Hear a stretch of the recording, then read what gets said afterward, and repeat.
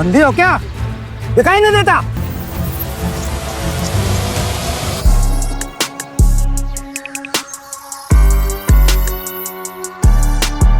इस मामले से दूर है। इस काम के लिए आया है वही कर। अच्छा तो सुन, ये तेरी बहुत बड़ी गलतफहमी है। देवेन ने उसका कोट पकड़कर उसे उठाया और उस लड़की के पैरों में पटक दिया। अगर आज के बाद तूने किसी लड़की की तरफ हाथ तो छोड़, अगर देखा भी ना तो तेरी आंखें निकाल लूंगा। माफ कर दे। ये सब शोर सुन मिनिस्टर और विजेंद्र भी रूम से बाहर आ गए थे। आखिर एक मिनिस्टर के पीए से पंगा लेना किसी की औकात की बात थी क्या?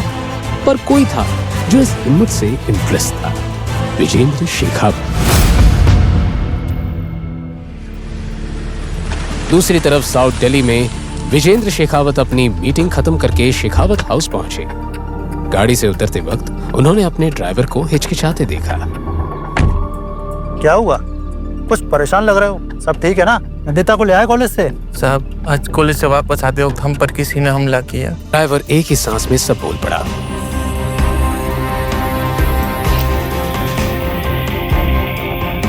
नैनीता भी ठीक है, पर उनकी सुरक्षा के लिए हमें किसी बॉडीगार्ड को ढूंढना होगा।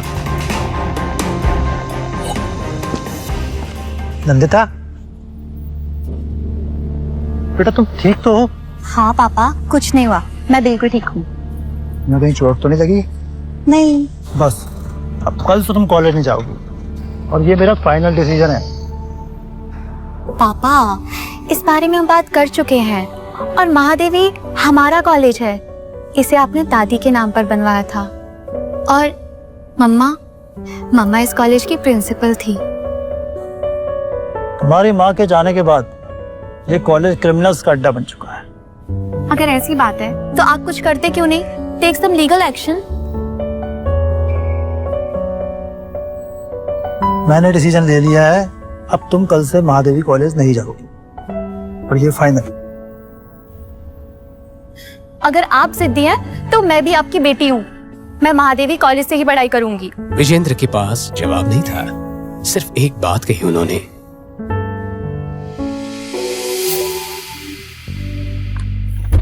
अगली शाम विजेंद्र अपने खास आदमी रशिक के साथ देवेन के फ्लैट पहुंचे। सर, हम वो सरफिरे देवेन से मिलने क्यों जा रहे हैं? उसका पुराना बॉस बोला था वो मुसीबत है। रशिक, तुमने खुद ही अपने सवाल का जवाब दे दिया है। अब देवेन ही हमारी आखिरी उम्मीद है। थोड़ी देर बाद वो देवेन के फ्लैट के बाहर थे। बताइए क्या काम है? तुम्हें हमारा एक काम करना होगा। नहीं करूंगा। जानता है किससे बात कर रहा है? सब प्रधानमंत्री है क्या जो जानूं? और तुम जैसे बहुत देखे मैंने, समझा?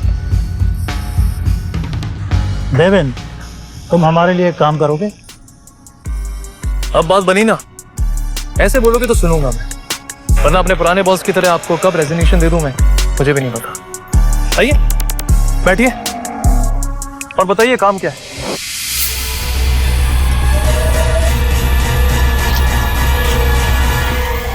मुझे तुम्हें अपनी बेटी नंदिनी के बॉडीगार्ड के लिए हायर करना है। लेकिन एक कॉलेज स्टूडेंट को बॉडीगार्ड की क्या जरूरत है? कॉलेज आने के बाद तुम्हें सब समझ में आ जाएगा, लेकिन एक शर्त है। मेरी बेटी नंदिनी को इस बारे में कुछ भी पता नहीं चलना चाहिए। तुम्हें अंडर कवर रहकर काम करना होगा। विजेंद्र जी, मैं अपने तरीके से और अपनी शर्तों पे काम करूं। अगर आपको कोई शर्त रखनी है तो आप किसी और को हायर कर सकते। You can go. शर्त नहीं, रिक्वेस्ट समझ लो। और मैं तुम्हें तुम्हारी मुंह मांगी सैलरी देने के लिए भी तैयार हूँ। ठीक है, लेकिन मेरी एक शर्त है, ये रसीक मेरे काम में इंटरफेयर नहीं करेगा और मैं महीने के 10 लाख लूंगा। सर, ये पागल हो गया है। चलिए हम चलते। रशिक गुस्से में था, पर विजेंद्र ने उसे रोका। मंजूर है। कल सुबह 9 बजे ऑफिस आकर मेरी सेक्रेटरी राधिका से मिल लेना। पेपर वर्क रेडी रहेगा। क्या बात है? विजेंद्र शेखावत, मुबारक हो। देवेन ने तुरंत अपनी रिसर्च शुरू कर दी। छत पर कुछ लड़के उस लड़की को घेर कर खड़े थे। मैं नीचे कूद के जान दे दूंगी। अरे तो मरने की क्या जरूरत है? अगली सुबह वो शेखावत कॉर्पोरेशन नाम की बिल्डिंग में कॉन्फिडेंटली एंटर हुआ। देवेन विजेंद्र के केबिन के पास पहुंचा। एक लड़की ने उसे रोका। मिस्टर देवेन,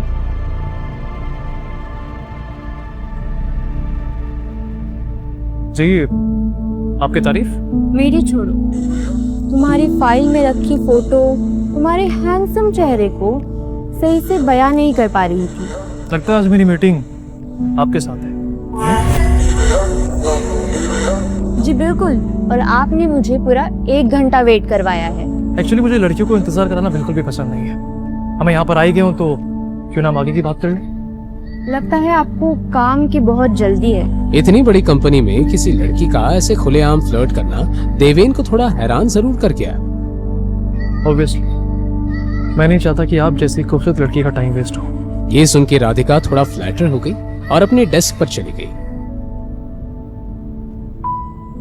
वैसे मैं तुम्हारी ही फाइल पढ़ रही थी। बहुत बड़े और इम्पॉसिबल मिशन को तुमने सक्सेसफुली हैंडल किया है। इम्प्रेसिव। पर एक बात समझ नहीं आई, तुम्हारे डॉक्यूमेंट्स में तुम्हारा नाम देवेन मीरा लिखा है, ऐसे क्यों? आमतौर पे तो लोग सरनेम या फादर का नाम लिखते हैं।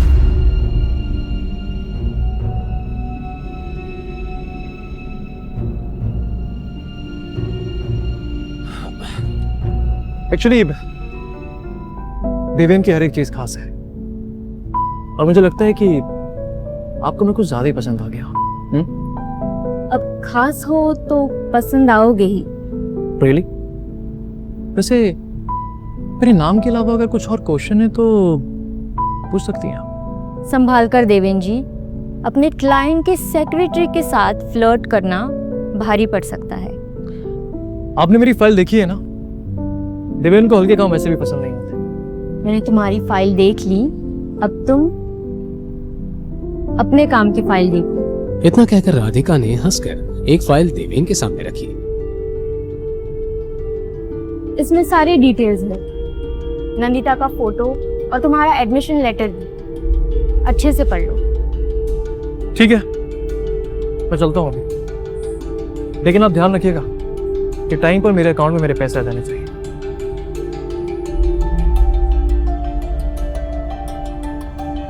अगले दिन एडमिशन लेटर लेके देवेन महादेवी जैसे मशहूर कॉलेज में एक साधारण स्टूडेंट की तरह साइकिल पर पहुंचा। सर ये बता सकते हैं आप कहाँ पर? भैया नया आया लगता है, इस कॉलेज में टिकना है तो संभल के रहियो।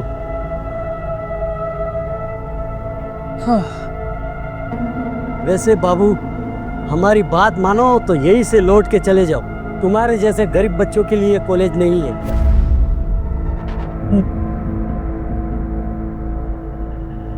देवेन चुपचाप अंदर चला गया और अंदर उसे वही मिला जिसका उसे अंदाजा था।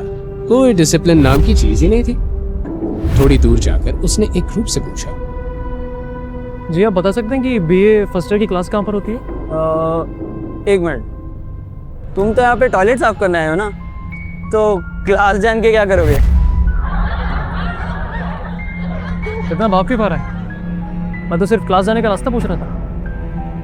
खैर छोड़, मैं किसी और से पूछ लूंगा। देवेन जानने के लिए मुड़ ही रहा था कि उस लड़के ने उसका कॉलर पकड़ लिया। अरे सुन, कुछ जैसे भिखारी को किसने एडमिशन दे दिया बे?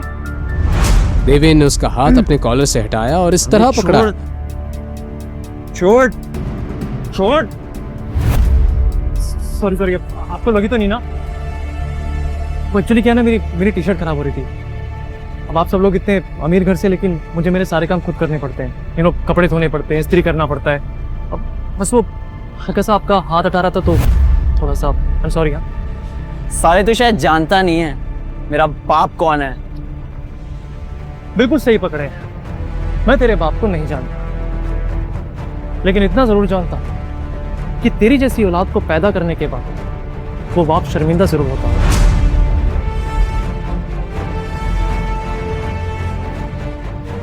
बाहर देवेन जिस क्लास के बारे में पूछ रहा था, उस क्लास के अंदर जाने जैसा कुछ नहीं था। आधी से ज्यादा बेंचेस खाली थी और जो कुछ स्टूडेंट्स थे वो भी ऐसे बैठे थे जैसे किसी गार्डन में हो। सुप्रभात। अस्थाना की हिंदी सुनते ही सबने मुंह बना लिया। उसे शुद्ध हिंदी में बोलने का शौक था। तो आप सभी विचार कर रहे होंगे कि मैं यहाँ क्यों आया, है ना? तो मैं आप लोगों को एक विशेष विद्यार्थी से मिलाना चाहता हूं। हाँ? पुत्र देवेन, आओ पुत्र, आओ आओ। देवेन, तो कौन हमारे नवीन छात्रवृत्ति विद्यार्थी देवेन के साथ अपना स्थल साझा करना चाहेगा? हाँ? नंदिता, हाँ? जाओ जाओ जाओ, बैठो बैठो नंदिता के साथ। अपना नाम सुनते नंदिता का मुंह बन गया। विद्यार्थियों, सीखते रहो। हाँ, गुड मॉर्निंग मिस शेखावत। एक मिनट, प्रिंसिपल अस्थाना ने तो सिर्फ मेरा नाम बताया था, तुम्हें मेरा सरनेम कैसे पता? सरनेम, हाँ एक्चुअली मिस शेखावत नाम सरनेम, हाँ हाँ लेक्चर।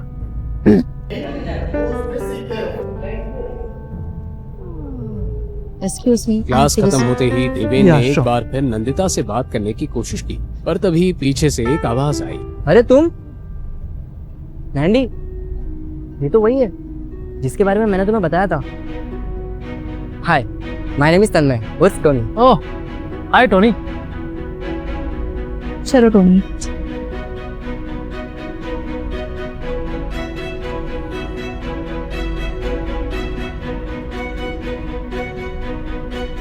हाय, हेलो। अब तो क्लास भी खत्म हो गई, हाथ मिला सकते हैं? कि वही है ना जिसका वायलेंट बिहेवियर कॉलेज का हॉट टॉपिक बना हुआ है, तुम लोगों का violent hero. Sorry miss Shekhawat, पर जिसे आप गुंडागर्दी कह रहे हैं दरअसल वो एक सेल्फ डिफेंस है। एंड बाय द वे, वो लड़के मिलके मेरी रैगिंग कर रहे थे और आप चाहते कि मैं चुपचाप खड़ा रहता? हाँ, ऐसे मारपीट करने के बजाय अगर तुमने कंप्लेन की होती तो ज्यादा हेल्पफुल होता। उसकी मासूम बातें सुन के देवेन के चेहरे पर हंसी आ गई, पर उसे बेकार मुस्कुराता देख नंदिता का गुस्सा बढ़ गया। वो टमटमाते हुए वहां से चली गई। कहकर टोनी भी उसके पीछे चला।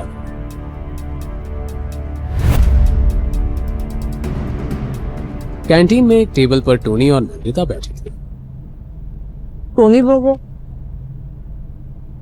सॉरी यार, वैसे एक बात बता, उसकी तो कोई गलती नहीं थी, तो फिर तू क्यों उसके ऊपर इतना पड़ गई? जो भी हो पीनट, पर ऐसे मारा मारी करना इज नॉट कूल। और सुना नहीं तूने, violence is not the answer.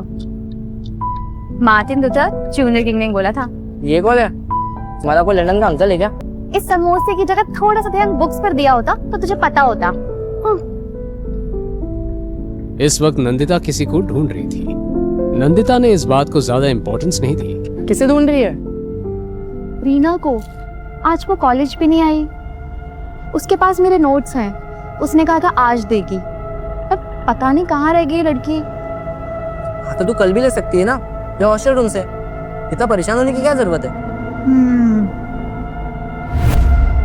वैसे पीनट, तुझे देवेन से ज्यादा इम्प्रेस होने की जरूरत नहीं है। उस जैसे गुंडे से जितना दूर रहा जाए उतना बेहतर है। हाय मिस शेखावत, मैंने सुना कि आप मुझे याद किए। मुझे किसी पागल कुत्ते ने काटा है जो तुम जैसी मुसीबत को याद करूंगी? You are right. एक्चुअली आपको मुसीबत को याद करने की कोई जरूरत नहीं, क्योंकि आप तो वैसे भी एक बड़ी बनाई आपस हुई है। नंदिता नंदिता जल्दी चल, रॉकी और उसकी गैंग प्रिया और निशांत को छेड़ रहे हैं। और ये रॉकी अपनी हरकतों से बाज नहीं आएगा। चल पीनट। तू नहीं आएगा? बाबा, मुझे इसे पंगे लेने का कोई शौक है। तुम लोग जाओ। इसे बस हीरोगिरी दिखाने का शौक है, किसी की हेल्प करने का नहीं।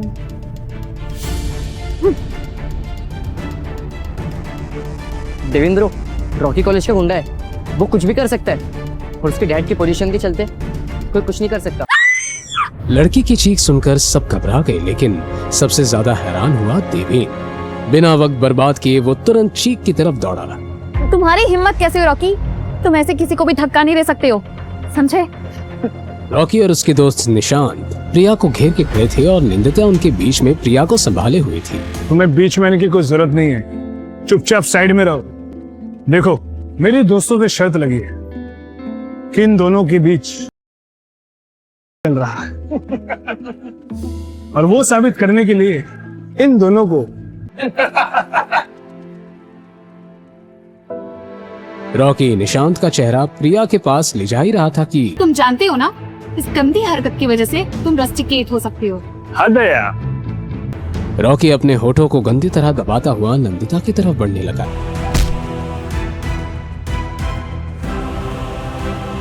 इससे पहले देवेन कुछ बोलता रॉकी के दोस्त उस पर टूट पड़े, लेकिन हर स्टूडेंट की आंखों ने वो देखा देवेन ने अकेले ही इन सबकी पिटाई कर दी थी।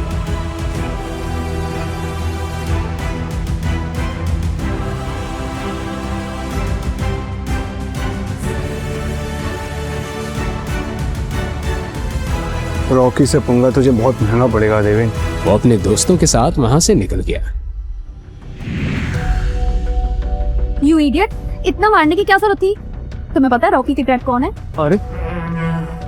अरे डिवीन ब्रो, आप अब अकेले इसने मुसीबत मोल ली है तो हैंडल भी अकेले खुद करेगा। बड़ा आया हीरो बनने। चलो पीनट। अरे लेकिन अम्मे ने क्या कर दिया? तो साला रॉकी का बाप है कौन? पता लगाना पड़ेगा बेटा।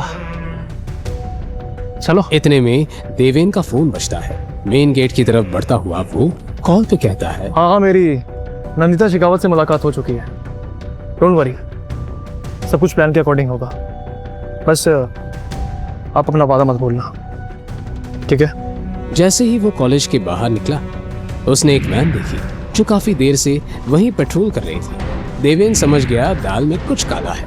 वो कैजुअली बाहर निकला ही था कि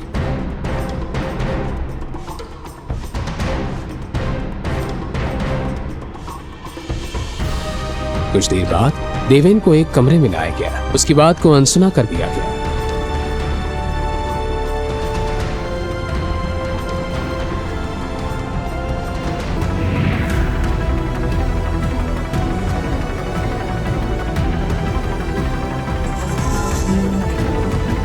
इसकी सजा तो जरूर तय करें। पहले इसकी शक्ल तो देख लूं। नकाब हटाओ इसका।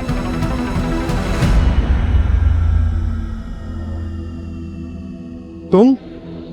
देवेन को देखकर वो आदमी भी हैरान रह गया। अगले ही पल वो घुटनों पे बैठ गया। देवेन भाई, माफ कर दो, गलती हो गई मेरे आदमियों से। हाथ छोड़ो, हाथ छोड़ो। देवेन भाई, मेरे बेटे से जरूर कुछ ना कुछ गलती हुई होगी। आपने जो भी किया बिल्कुल सही किया। मेरा बेटा नादान है, माफ कर दो। तो फिर समझा अपने नादान बेटे को, वरना तू मुझे अच्छे से जानता है।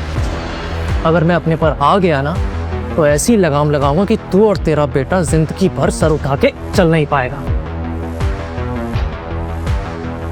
तो मैं चलूं? ओह, नाइस कोड। हाँ,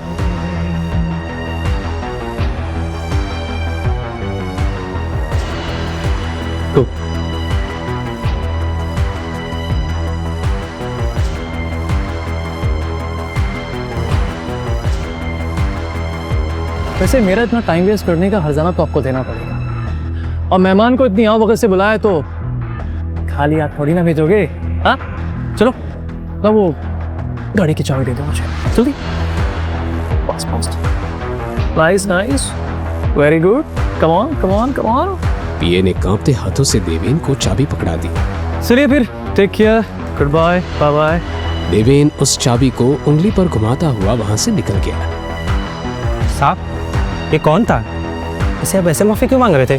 तुम सब इसके बारे में ना ही जानो तो बेहतर है। लेकिन बस इतना याद रखना, कभी इससे दुश्मनी लेने की भूल मत करना। देवेन अपने दुश्मनों का ऐसा हाल करता है कि वो जीते जी मौत की भीख मांगने लगता है। अगला दिन नंदिता ने कॉलेज आते ही सबसे पहले एडमिन ऑफिस जाकर रीना के बारे में पूछा, लेकिन उसका कोई पता नहीं चला, जैसे वो अचानक गायब हो गई।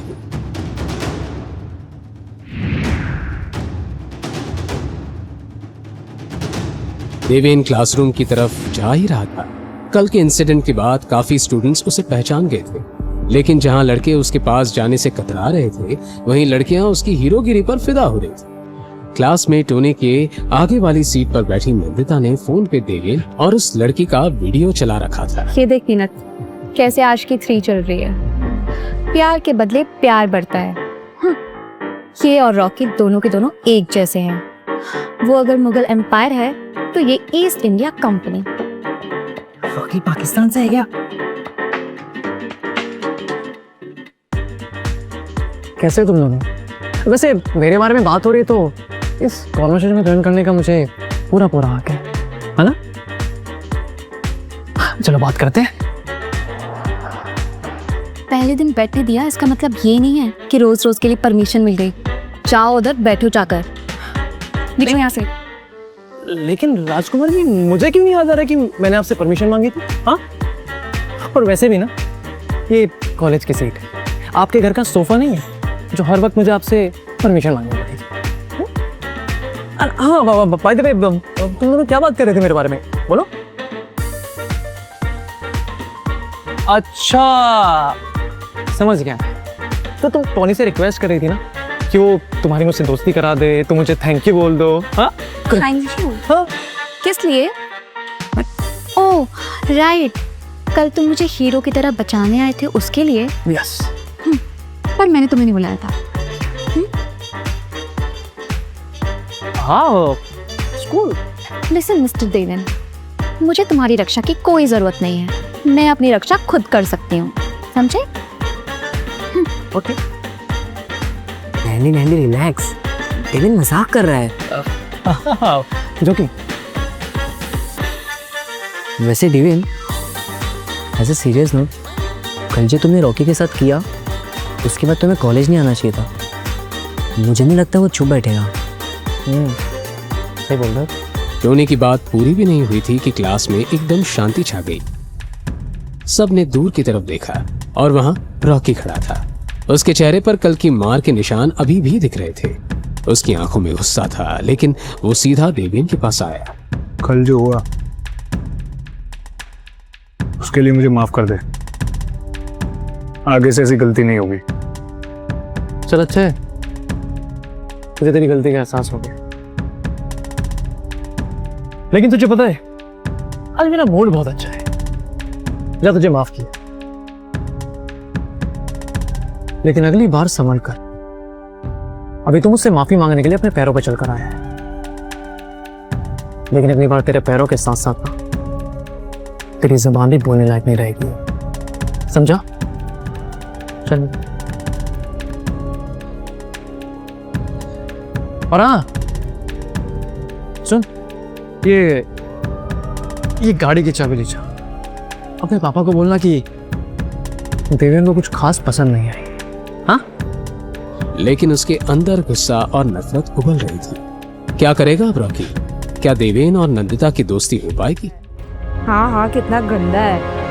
क्या हंगामा मचा रखा है? कॉलेज के लिए देर नहीं हो रही? चलो जाओ नहाने। मैम, एक्चुअली बाथरूम में पानी साफ नहीं आ रहा है, आप एक बार टाकी साफ करवा दीजिए ना। वो सब मैं बाद में देखूंगी, अभी जाओ यहाँ से। धनीरा, जाके ऊपर टंकी में देखो क्या प्रॉब्लम है। मैडम, अभी मैं बाहर साफ कर रहा हूँ, ये करने के बाद जाता हूँ। ऐसे भी तो लास्ट वीक ही तो साफ कराया था टंकी। अब भी जाके देख के आओ क्या प्रॉब्लम है। वार्डन भी उसके पीछे पीछे छत पर चली गई। छत वैसे भी गुंडागर्दी का अड्डा बनी हुई थी। मैडम जी, क्या हुआ धनीराम?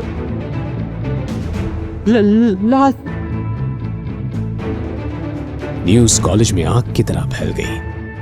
वार्डन ने तुरंत प्रिंसिपल को इन्फॉर्म किया।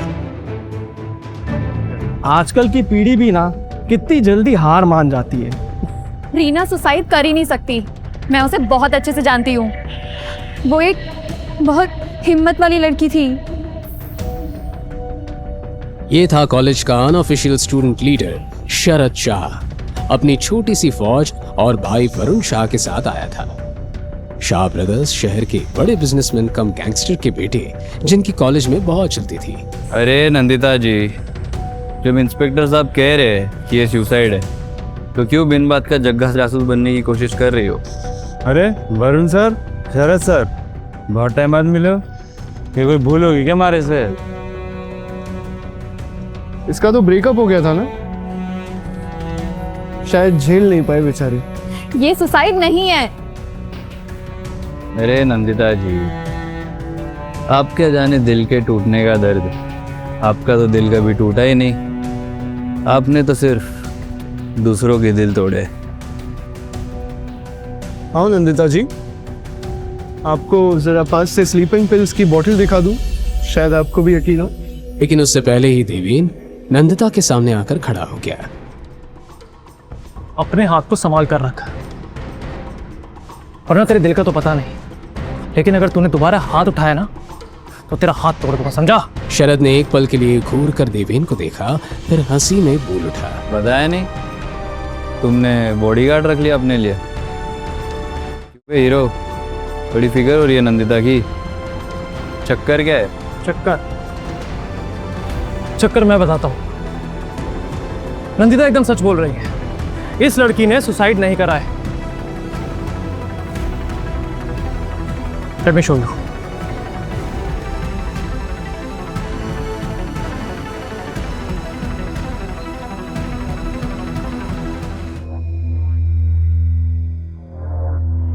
और इसकी नाक पे रैशेस है। इसे साफ साबित होता है कि इसे दिया गया है, और ये ओवरडोज का केस। इसे बड़ी चालाकी से सुसाइड का रूप दिया गया है। अरे क्या भीड़ लगा रखी है भेड़ बकरी की तरह? मूवी चल रही है के? ओ जरदाब, दफा करो तुमने, सील करो पूरा एरिया, सारे स्टूडेंट्स को बाहर निकालो। छोड़ो मुझे, ये इंस्पेक्टर इस केस को दबाने की कोशिश कर रहा है। नंदिता इंस्पेक्टर से बहस करने जा रही होती है, पर देवेन उसका हाथ पकड़कर उसे वहां से ले जाता है।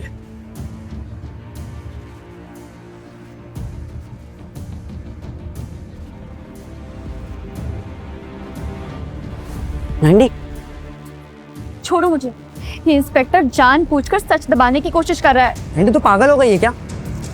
ये का मामला है और तू अच्छे से जानती है शाह ब्रदर्स का इनमें इन्वॉल्वमेंट है, और तू उनके खिलाफ जाने की बात कर रही है।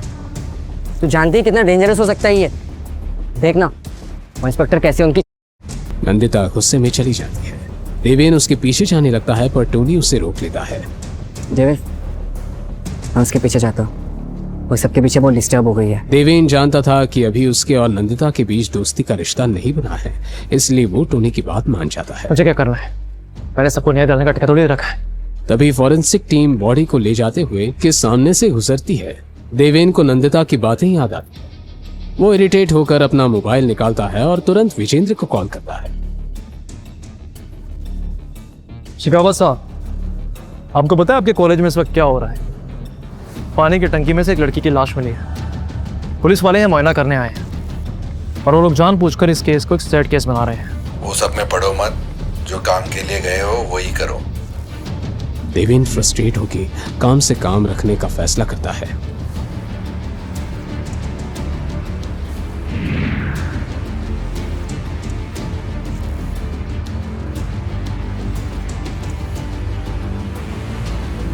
आप सभी जानते हैं कि रीना कभी सुसाइड कर ही नहीं सकती। उसकी मौत के पीछे बहुत कुछ छुपा है, और ये इंस्पेक्टर सुसाइड का नाम देकर इन्वेस्टिगेशन रोकना चाहता है। पर हमें सच जानना ही होगा। क्या आप सभी प्रोटेस्ट में मेरा साथ देंगे?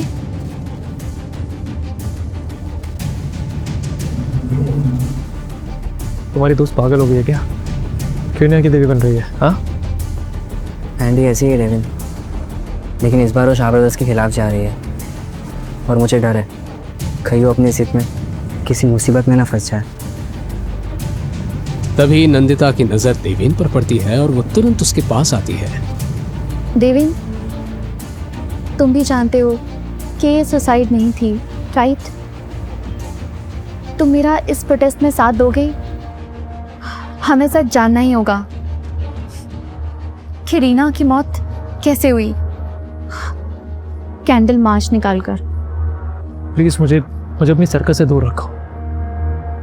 अगर इसकी जगह कोई तुम्हारा अपना होता तब भी तुम यही करते?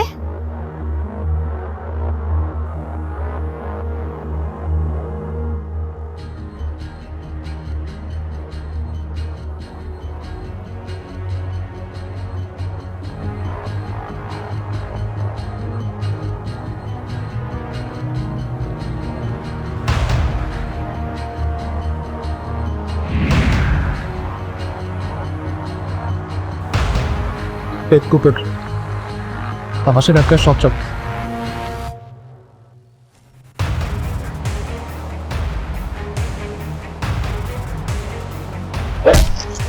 आंखों के सामने अंधेरा। देवेन लड़खड़ाते हुए देखने की कोशिश करता है। कुछ अनजान लड़के उनमें से रॉकी और शरद को पहचान लेते हैं।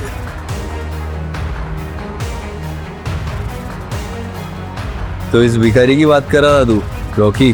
शरद भाई, अब आप ही सबक सिखाइए इसे।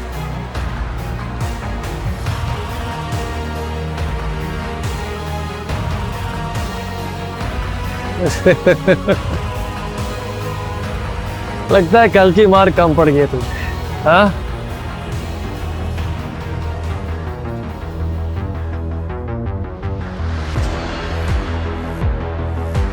पहली गलती समझ के माफ कर रहा हूं। तुझे किसने बोला कि मुझे माफी चाहिए? हाँ? तेरे खान मुझे रहे हैं क्या? हीरो बनने का बड़ा शौक है लगता है। नहीं बेटा, तेरा बाप बनने का।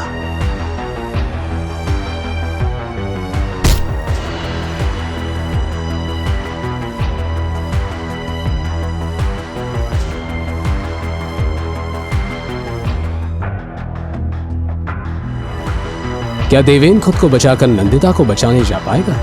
क्या करने वाला था शरद नंदिता के साथ? देवेन का अंदाजा सही था। निकल गई सारी हीरोगिरी। चल रॉकी, तेरा काम तो हो गया। अब मैं जरा उस मोर्चे वाली नंदिता को संभाल कर आता हूँ। उसका सच्चाई का भूत उतारना भी तो जरूरी है। शरद ने ये बात रॉकी से कही, मगर ये सुनते ही देवेन के अंदर जैसे करंट सा दौड़ गया और वो अपनी पूरी ताकत बटोरने लगा। वहीं शरद ये बोलकर वहां से निकल गया। रॉकी अपने हाथ में साइकिल की चेन लपेट देवेन की तरफ बढ़ा, लेकिन इसके पहले कि रॉकी कुछ कर पाता, देवेन ने शरीर का पूरा जोर लगा पीछे खड़े लड़के को ले जाकर दीवार से टक्कर मार दी थी। जैसे ही पीछे खड़े उस लड़के का सर दीवार से टकराया, दर्द में करहाते हुए उसकी बेल्ट पर पकड़ ढीली हो गई। देवेन ने इसका फायदा उठाया और बाकी दोनों लड़कों से अपना हाथ छुड़वाकर जोरदार मुक्के मारना शुरू कर दिए। अरे क्या कर रहे हो? दम नहीं है क्या? रोको उसे! रॉकी चिल्लाया, पर जैसे देवेन के अंदर का सूरमा जाग गया था, कोई उसे रोक नहीं पा रहा था। कुछ ही देर में रॉकी के साथ आए सभी लड़के जमीन पर थे। उनको धूल चटाने के बाद देवेन रॉकी की तरफ बढ़ा। देख देख, मेरे पास मत आ। ये लोग शरद भाई के लड़के हैं। उसके कहने पर वो सब कर रहे थे। देवेन का मन तो कर रहा था कि रॉकी को आज वो ऐसा पीटे कि उसकी साथ पुश्ते याद रखे, पर वो जानता था कि इस वक्त उसका नंदिता के पास होना ज्यादा जरूरी है। जाने से पहले देवेन ने रॉकी को घूर कर देखा और बोला, अगर अगली बार ये बेवकूफी करने की कोशिश की तो जान ले लूंगा। बता देना अपने उस मालिक को। इतना बोल देवेन वहां से निकल गया। वहीं रॉकी को देखकर ऐसा लग रहा था कि वो यमराज के साथ 1-on-1 करके लौटा है। देवेन नंदिता को ढूंढता हुआ कैंटीन पहुंचा तो उसे वहां नंदिता तो नहीं मिली, मगर टोनी ने उसे देख लिया और उसकी हालत देख घबराते हुए बोला, ओ गॉड देवेन, ये खून, तुम्हारी ऐसी हालत, क्या हुआ? मैं ठीक हूं, तू ये सब छोड़, ये बता नंदिता कहाँ है? देवेन का जवाब सुन टोनी का मुंह खुला का खुला रह गया। देवेन इतनी जख्मी हालत में डॉक्टर का नहीं बल्कि नंदिता का पता पूछ रहा था। टोनी बोला, भाई ये क्या हुआ? और नैंडी को छोड़, वो ठीक है, मैं अभी उससे ही मिलकर आ रहा हूं। तू अपनी फिक्र कर, चल मेरे साथ मेडिकल रूम। इतना बोल टोनी देवेन को अपने साथ कॉलेज के मेडिकल रूम ले गया। वो आलीशान मेडिकल रूम किसी 5 स्टार क्लिनिक की फील दे रहा था, पर वहां डॉक्टर या नर्स कोई नहीं था। ये देख देवेन ने सवालिया नजरों से टोनी की ओर देखा तो टोनी ने बताया, वो आज सुबह जो भी हुआ उसकी मीटिंग चल रही है स्टाफ रूम में, सब वहीं बिजी हैं। बट डोंट वरी, मुझे फर्स्ट एड करना आता है, मार खा खा कर सब सीख गया हूँ। कहकर टोनी आसपास फर्स्ट एड किट ढूंढने लगा। देवेन ने वहां रखे बेड पर बैठते हुए उससे पूछा, मुझे तो अभी भी कुछ समझ नहीं आ रहा पीनट, ये कैसा कॉलेज है? सब कहते हैं महादेवी कॉलेज दिल्ली का सबसे फेमस और प्रेस्टिजियस कॉलेज है, पर ये मर्डर, ये अटैक्स, सच्चाई इससे भी डरावनी है देवेन। मुझे भी ऐसा ही झटका लगा था, पर मैं ये भी जल्दी समझ गया कि कॉलेज जैसा भी हो, लेकिन अगर डिग्री पर महादेवी कॉलेज का नाम लिखा हो तो कोई भी जॉब बड़ी आसानी से मिल जाएगी। यही वजह है कि यहाँ आए स्कॉलरशिप स्टूडेंट्स अब तक कॉलेज छोड़कर नहीं गए। लिसन ब्रो, अगर तुझे भी कॉलेज में जिंदा रहना है तो एडजस्ट करना पड़ेगा।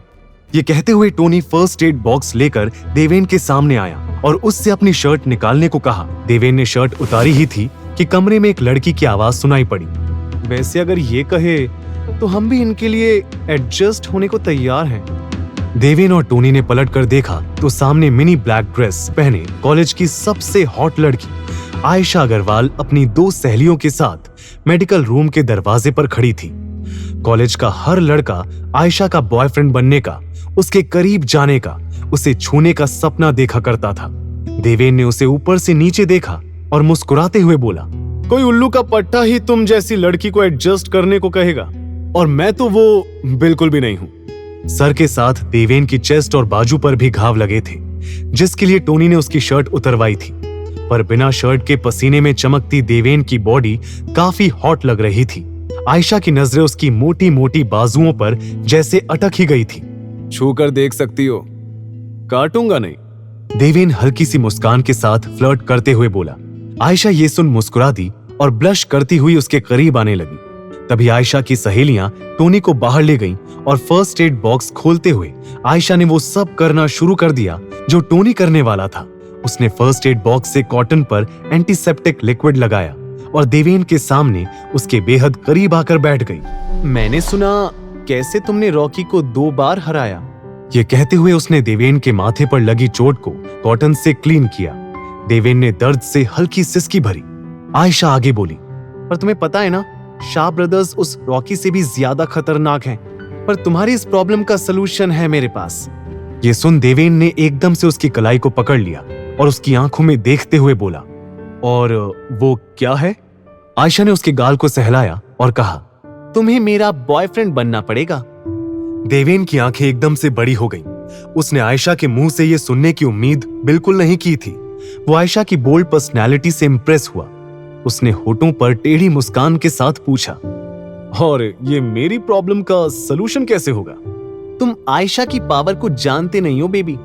एक बार मेरे होकर तो देखो, तुम्हें खुद ब खुद पता चल जाएगा कि मैं क्या चीज हूं।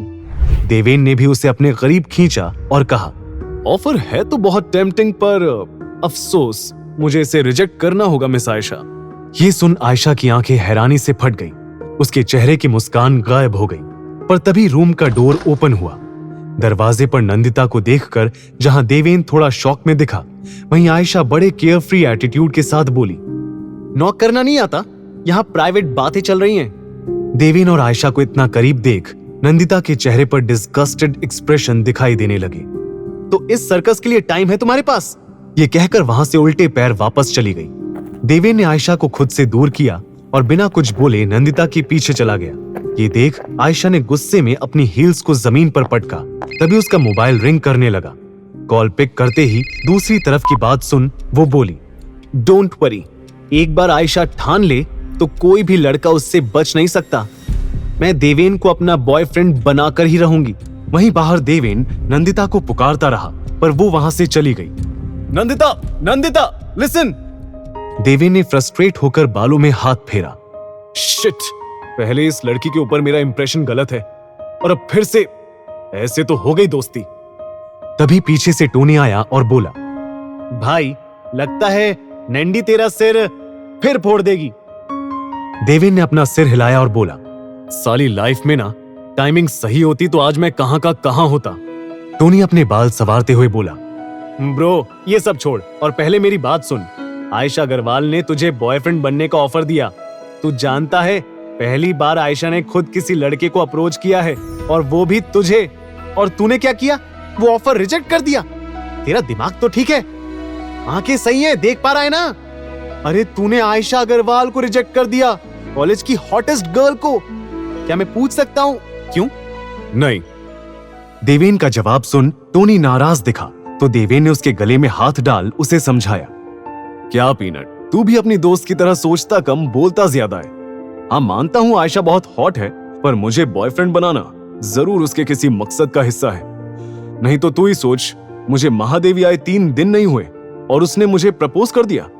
टोनी ये सुन सोच में पड़ गया था। तभी देवेन ने उससे पूछा, वैसे टोनी वो ऐसा क्यों कह रही थी कि वो शाह ब्रदर्स से ज्यादा पावरफुल है? टोनी ने गहरी सांस भरी और फिर आसपास नजर घुमाकर देवेन के करीब आकर बोला, वो इसलिए क्योंकि वो बॉस बेब्स की मेंबर है। ये सुन अब देवेन शॉक दिखा। चल मैं डिटेल में बताता हूँ, कहकर टोनी ने देवेन का हाथ फिर से अपने गले में डाला जो उसने शौक में हटा लिया था, और फिर चलते चलते महादेवी का पूरा सिस्टम उसे समझाने लगा। ब्रो, इस कॉलेज में टोटल 3 गैंग्स ऑपरेट करती हैं, जाट पैंथर्स, टाइगर गैंग और बॉस बेब्स। देवेन हल्का सा हंसा। सीरियसली, ये गैंग्स का भी खेल चल रहा है अब इस कॉलेज में? ये खेल नहीं देवेन, बहुत खतरनाक है ये सब। पिछले हफ्ते एक लड़के ने सुसाइड किया था, आज एक लड़की की लाश मिली, तुझ पर हमला हुआ, इतना कुछ हो गया पर एक भी बार कॉलेज अथॉरिटी या पुलिस ने कोई एक्शन नहीं लिया। ये ताकत है इन गैंग्स की इस कॉलेज में। वो शाह ब्रदर्स टाइगर गैंग के सबसे डेंजरस मेंबर्स हैं। अपने लीडर के राइट और लेफ्ट हैंड है वो दोनों भाई। और जाट पैंथर्स और बॉस बेब्स, उसके मेंबर्स कौन हैं? देवेन के सवाल पर टोनी ने बताया, जाट पैंथर्स का लीडर है भरत, जो ज्यादा दिखाई नहीं देता, इसलिए मुझे भी उसके बारे में ज्यादा कुछ नहीं पता। और बॉस बेब्स गर्ल गैंग है जिसकी लीडर काशवी है। ये आयशा काशवी की बहुत खास मेंबर है। देवेन, ये गैंग्स एक दूसरे की राइवल हैं, बस कॉलेज में अपनी पावर बढ़ाने की कोशिश में लगी रहती हैं। देवेन ने फिर थोड़ा सोचकर कहा, और रॉकी भी टाइगर गैंग का मेंबर है, राइट? अब समझ आ रहा है। आयशा मुझ पर इतनी मेहरबान क्यों हो रही थी?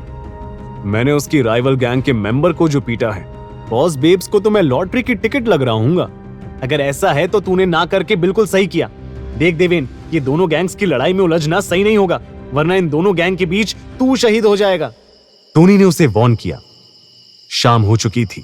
नंदिता के बहुत समझाने के बाद भी पूरे कॉलेज में सिर्फ 10 स्टूडेंट्स उसका साथ देने के लिए आगे आए थे। नंदिता ने 2 लोगों को वी वांट ट्रुथ का बैनर पकड़ा दिया और बाकियों को कैंडल्स बांटने लगी। ये सब देख दूर खड़ा देवेन हंसते हुए पलट गया और सिगरेट मुंह में रखकर बोला, सच कहूं टोनी, मैं आज तक जितनी लड़कियों से मिला हूं उसमें से तेरी ये दोस्त सबसे अनोखी है। किसी और के लिए इतनी सरदर्दी क्यों पाल रही है? उसने सिगरेट का कश लिया, तभी टोनी बोला, वजह अपनी आंखों से देख लो। ये सुनकर देवेन ने जैसे ही मुड़कर देखा तो वहां सामने एक बुजुर्ग कपल नंदिता के पैर छूने की कोशिश कर रहे थे। नंदिता उन्हें रोक रही थी। उस कपल ने फिर हाथ जोड़कर रोना शुरू कर दिया था। ये रीना के माँ बाप हैं। नंदिता उनकी मरी हुई बेटी को इंसाफ दिलाना चाहती है। टोनी उन बूढ़े कपल की पहचान बता रहा था, पर यह नजारा देख देवेन की नजर नंदिता पर टिक सी गई थी। जिस तरह वो रीना की मां को गले लगाकर उन्हें संभाल रही थी, ये देखकर देवेन को पता ही नहीं चला कब वो हल्का सा मुस्कुराया। टोनी ने ये सब नोटिस किया और बोला, अब मेरी दोस्त के बारे में क्या कहोगे?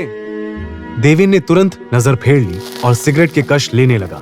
तभी नंदिता उनके पास आ गई। उसने एक पल देवेन को घूर कर देखा और फिर टोनी को कैंडल देते हुए बोली, कम ऑन पीनट, हम मार्च शुरू करने वाले हैं।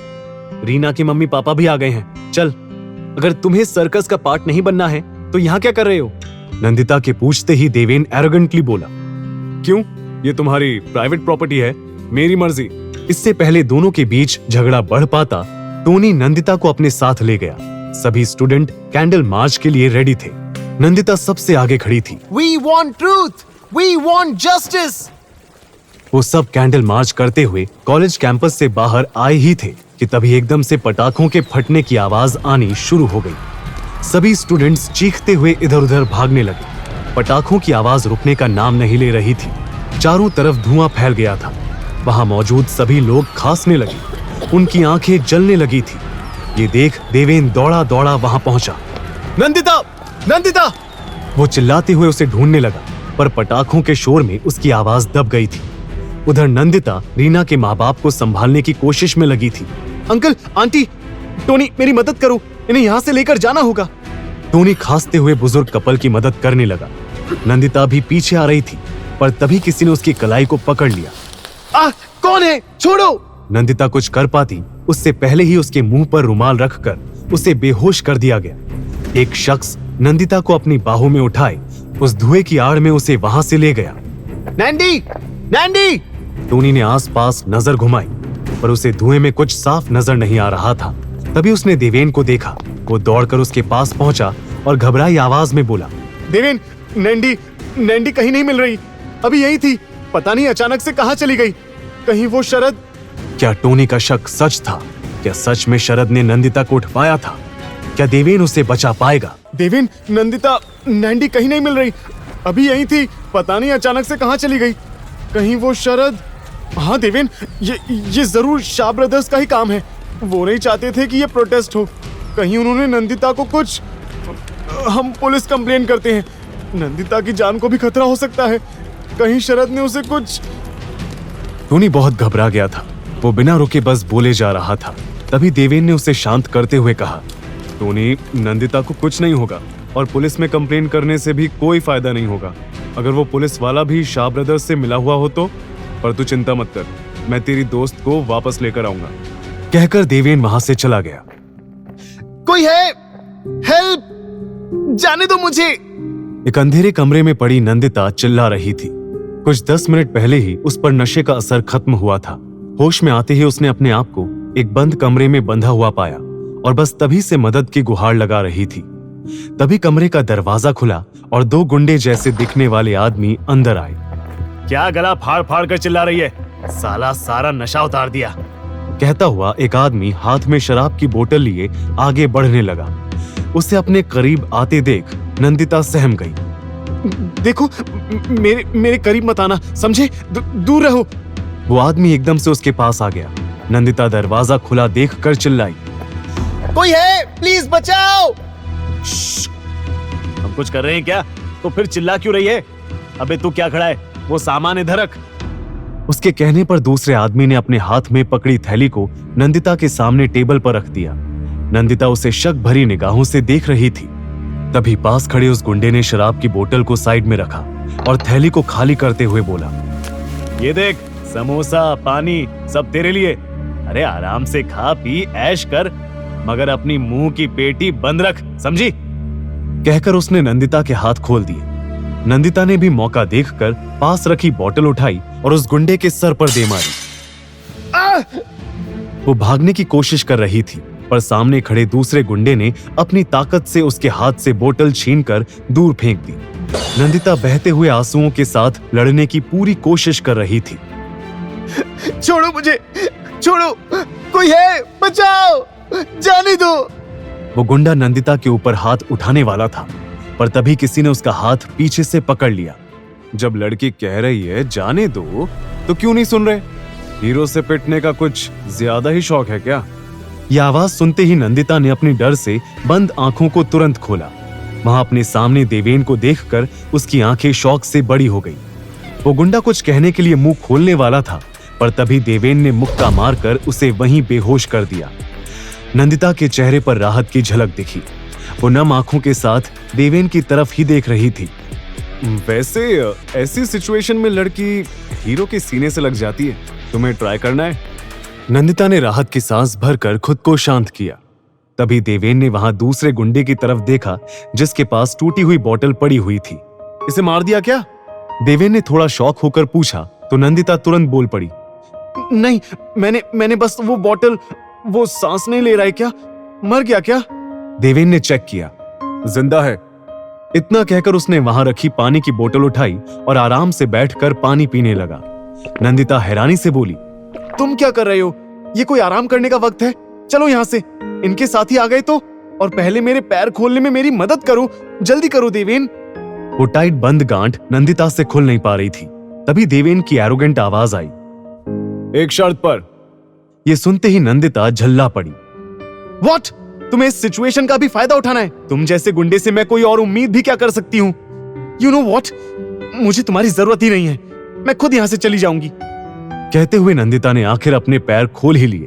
वो उठकर जा ही रही थी कि देवेन पीछे से बोला, फाइन, जाओ, पर अगर इनके साथी बाहर मिल गए तो मैं बचाने नहीं आऊंगा। ये सुनते ही नंदिता के कदम थम गए। कुछ सेकंड सोचने के बाद उसने पीछे मुड़कर देखा और बोली, बोलो क्या शर्त है तुम्हारी? बस तुम्हारी दोस्ती मिलेगी। ये कहते हुए देवेन ने स्माइल के साथ अपना हाथ आगे कर दिया। टोनी थोड़ा हंसकर बोला, देख ब्रो, हैंडसम तू भी है और वो हैरी भी, पर वो है रोमांटिक फिल्मों का चॉकलेटी बॉय, तो तू एक्शन रोमांस का full on angry young man. तू हड्डियां तोड़ने के लिए ठीक है, पर दिल के मामले में तो बाजी चॉकलेटी बॉय ही मारता है ना। स्पेशली जब बात हो मारपीट और गुंडागर्दी से नफरत करने वाली हमारी नैंडी की। तू मुझे इस हैरी से कंपेयर कर रहा है? वैसे भी मुझे नंदिता की लव लाइफ से कोई लेना देना नहीं है। जिसे पसंद करना है करे। तभी नंदिता हैरी के साथ उनके पास आई। हैरी, ये है देवेन, इसी ने मुझे कल गुंडों से बचाया था। देवेन, ये हार्दिक, आई मीन हैरी, मेरा फ्रेंड, कुछ टाइम के लिए लंदन गया था, आज ही वापस आया है। देवेन ने बेमन से हैरी से हाथ मिलाया। फिर वो नंदिता से कुछ कहने वाला था, पर तभी हैरी बोला, oh shit, how can I forget about this. कहते हुए उसने अपनी पॉकेट से एक छोटा सा गिफ्ट बॉक्स निकाला और नंदिता के हाथ में दे दिया। साथ ही उसने उसके हाथ से वो फ्लावर बुके लेकर देवेन के हाथ में थमा दिया था। Nandy, this is for you, the best perfume from London. You won't believe, इसे पाने के लिए मैंने 12 आवर्स का बस से ट्रैवल किया था। Can you imagine? But it's all worth it when it's about you. Nandita भी परफ्यूम को एक्साइटेडली चेक करने लगी थी। देवेन ने एक बार कुछ कहने की कोशिश की, पर हैरी ने उसे मौका ही नहीं दिया। अच्छा नैंडी, मैंने इतने दिन क्लासेस मिस की है, you have to help me, okay? तो ये परफ्यूम रिश्वत है। Just kidding. नंदिता के ये कहते ही वो दोनों हंसने लगे। तभी देवेन फिर कुछ बोलना चाह रहा था, पर एक बार फिर हैरी ने आगे आकर नंदिता को क्लास शुरू होने का याद दिलाया और उसके साथ वहां से चला गया। देवेन वहीं पीछे हाथ में फ्लावर्स लिए इरिटेट एक्सप्रेशन के साथ उन्हें जाते हुए देख रहा था। इस चिपकू की तो मेरे दिए फूल मुझे ही चिपका गया। और देखा ना टोनी, तूने कैसे नंदिता के साथ चिपक रहा था। ये फूल तू ही रख, वैसे भी मुझे इनकी जरूरत नहीं थी। कहकर देवेन भी वहां से चला गया। कॉलेज में लेक्चर्स के बाद देवेन को पता चला कि उसे हॉस्टल में रूम अलॉट हो चुका था। देवेन उसी रात अपने बैग्स के साथ हॉस्टल रूम में शिफ्ट होने पहुंच गया। हॉस्टल वार्डन ने उसे अपने असिस्टेंट के साथ भेज दिया, जिसे सब लोग मीटर कहकर बुलाते थे। देवेन भैया, है ना? मैं तो आपको देखते ही पहचान गया था। आप आते ही कॉलेज में इतने फेमस जो हो गए, पर मुझे नहीं पता था आप स्कॉलरशिप स्टूडेंट होंगे। वो तो जब वार्डन सर ने आपको रूम नंबर 118 अलॉट किया तो पता चला। वो आप जिन तीनों के साथ रूम शेयर करने वाले हो, वो सब भी आपकी तरह गरीब घर से या मिडिल क्लास परिवार से हैं। मेरा मतलब स्कॉलरशिप स्टूडेंट्स हैं। सॉरी भैया, पर यहाँ ऐसे ही चलता है। वैसे देवेन भैया, आप यहाँ थोड़ा संभल कर रहना। यहाँ कॉलेज से भी बुरा हाल है, पर हाँ, किसी भी चीज की जरूरत हो तो इस मीटर को याद कर लेना। लो, बातों बातों में आपका रूम भी आ गया। मीटर के जाते ही देवेन ने उस रूम के बंद दरवाजे की तरफ देखा। उसके नॉक करने से पहले ही डोर ओपन हो गया। तभी देवेन का सामना एक जैसे दिखने वाले दो लोगों से हुआ। अरे देवेन भाई, हम आपका ही इंतजार कर रहे थे। मैं सोनू और मैं मोनू। आप आइए ना। कहते हुए उन जुड़वा भाइयों ने देवेन के हाथ से बैग लिए और मुस्कुराते हुए उसका वेलकम करने लगे। देवेन ऑकवर्ड स्माइल के साथ रूम में एंटर हुआ। रूम के दोनों साइड दो दो बेड के साथ 2 कबर्ड रखे गए थे। विंडो के पास एक स्टडी टेबल था, जहां एक लड़का चुपचाप पढ़ाई कर रहा था। अबे मयंक, कितना पढ़ेगा, देखना कौन आया है। मोनू बोला और फिर उसने देवेन का सामान लेफ्ट हैंड साइड के कॉर्नर बेड पर रखकर कहा, देवेन भाई, ये वाला बेड आपका। हमने सब साफ कर दिया है। आपके सामान के लिए अलमारी में जगह भी खाली कर दी है। वैसे आप तो कॉलेज में आते ही छा गए भाई। क्या पीटा आपने उस रॉकी को, हमने देखा था, है ना सोनू? देवेन को अब पता चला था कि क्यों उसकी इतनी आवभगत हो रही थी। उसने उन्हें इग्नोर किया और सोने की कोशिश करने लगा। रात के करीब 2 बजे होंगे जब उसकी नींद खुली और वो कमरे से बाहर वॉशरूम यूज करने गया। हर फ्लोर पर एक कॉमन वॉशरूम बनाया गया था। देवेन वॉशरूम में एंटर होने ही लगा था कि तभी एक लड़के से टकरा गया। वो लड़का मयंक था, उसका रूममेट। आई एम सॉरी, वो मैंने ध्यान नहीं दिया, मयंक ने नजर चुराते हुए कहा। देवेन ने उसकी लाल आंखें और कांपते हुए हाथों को नोटिस कर लिया था। ये देख वो टेंस्ड होकर बोला, तुम ठीक हो ना? दूर रहो मुझसे, मैं ठीक हूं। कहते हुए मयंक वहां से चला गया, पर हड़बड़ाहट में उसके जेब से जमीन पर एक ब्राउन पैकेट गिर गया था। देवेन ने माथे पर शिकन के साथ पैकेट उठाया। पैकेट से गिर रहे व्हाइट पाउडर को देवेन ने जैसे ही स्मेल किया, उसकी आंखें फटी की फटी रह गईं। ये तो कोकेन है। मीटर की वार्निंग और अब ये कोकेन का पैकेट। क्या देवेन अब भी ये सब इग्नोर कर सिर्फ अपने मिशन पर फोकस करेगा? क्या हैरी देवेन और नंदिता की दोस्ती में कांटा बनकर आया था? और क्या क्या देखने को मिलेगा देवेन को इस महादेवी कॉलेज और उसके हॉस्टल में? ये तो कोकेन है। देवेन ने शॉक्ड एक्सप्रेशन के साथ ये कहा ही था कि तभी किसी ने झटके से उसके हाथ से वो ब्राउन पैकेट छीन लिया। देवेन ने देखा तो वो मयंक ही था। उसे देखते ही देवेन ने टेंस्ड एक्सप्रेशन के साथ पूछा, ओ हेलो, तुम जानते भी हो इसमें क्या है? ये व्हाइट पाउडर ड्रग्स है, मालूम है मुझे। तू अपने काम से काम रख, समझा? मयंक बोला और वहां से जाने लगा। रुको, पहले बताओ ये पैकेट कहां से आया तुम्हारे पास? ये ड्रग्स किसने दिए? देवेन सवाल पूछता रहा पर मयंक अपनी ही दुनिया में खोया उस ड्रग्स के पैकेट को सीने से लगाए हुए था, जैसे वो कोई कीमती चीज हो। देवेन उसके सामने आकर खड़ा हुआ और पूछा, मयंक नाम है ना तुम्हारा? बताओ ये ड्रग्स कहां से आए? तुम ये ड्रग्स किसी और को भी दे रहे हो? और कौन है तुम्हारे साथ? क्यों जवाब दूं तुझे? मेरा बाप लगता है क्या? हट सामने से। मयंक ने थोड़ी ऊंची आवाज में कहा और लड़खड़ाते कदमों के साथ पैकेट लेकर वहां से चला गया। देवेन ये सब टेंस्ड एक्सप्रेशन के साथ देख रहा था।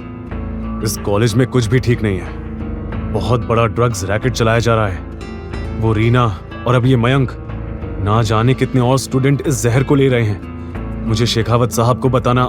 देवेन कहते कहते रुक गया। उसे पिछली बार की विजेंद्र की कही बात याद आ गई। सही तो कह रहे थे वो देवेन, तुझे इन सब बातों से क्या लेना देना? क्यों खुद को इस झंझट में फंसा रहा है? अपने मिशन पर फोकस कर बस। अगली सुबह कॉलेज जाने से पहले आज देवेन के कदम एक सरकारी हॉस्पिटल की तरफ मुड़ गए थे। वहां हॉस्पिटल में पर्चा बनाने के लिए लोगों की एक लंबी लाइन दिख रही थी। वहीं साथ ही दूसरी लाइन एक कमरे में जा रही थी, जहां डॉक्टर्स मरीजों का चेकअप कर रहे थे। देवेन ने पास से गुजर रहे कंपाउंडर से पूछा, एक्सक्यूज मी, ये जनरल वार्ड किस तरफ है? कॉरिडोर से सीधा जाकर बाई तरफ। कंपाउंडर के बताए डायरेक्शन को फॉलो करते हुए देवेन जनरल वार्ड में पहुंच गया। वहां एक वार्ड में 10-12 हॉस्पिटल बेड थे। सभी मरीजों से भरे हुए थे। देवेन ने इधर उधर नजर घुमाई, जैसे किसी को ढूंढ रहा हो, और फिर रूम के सबसे आखिरी बेड पर जाकर उसकी नजर रुक गई।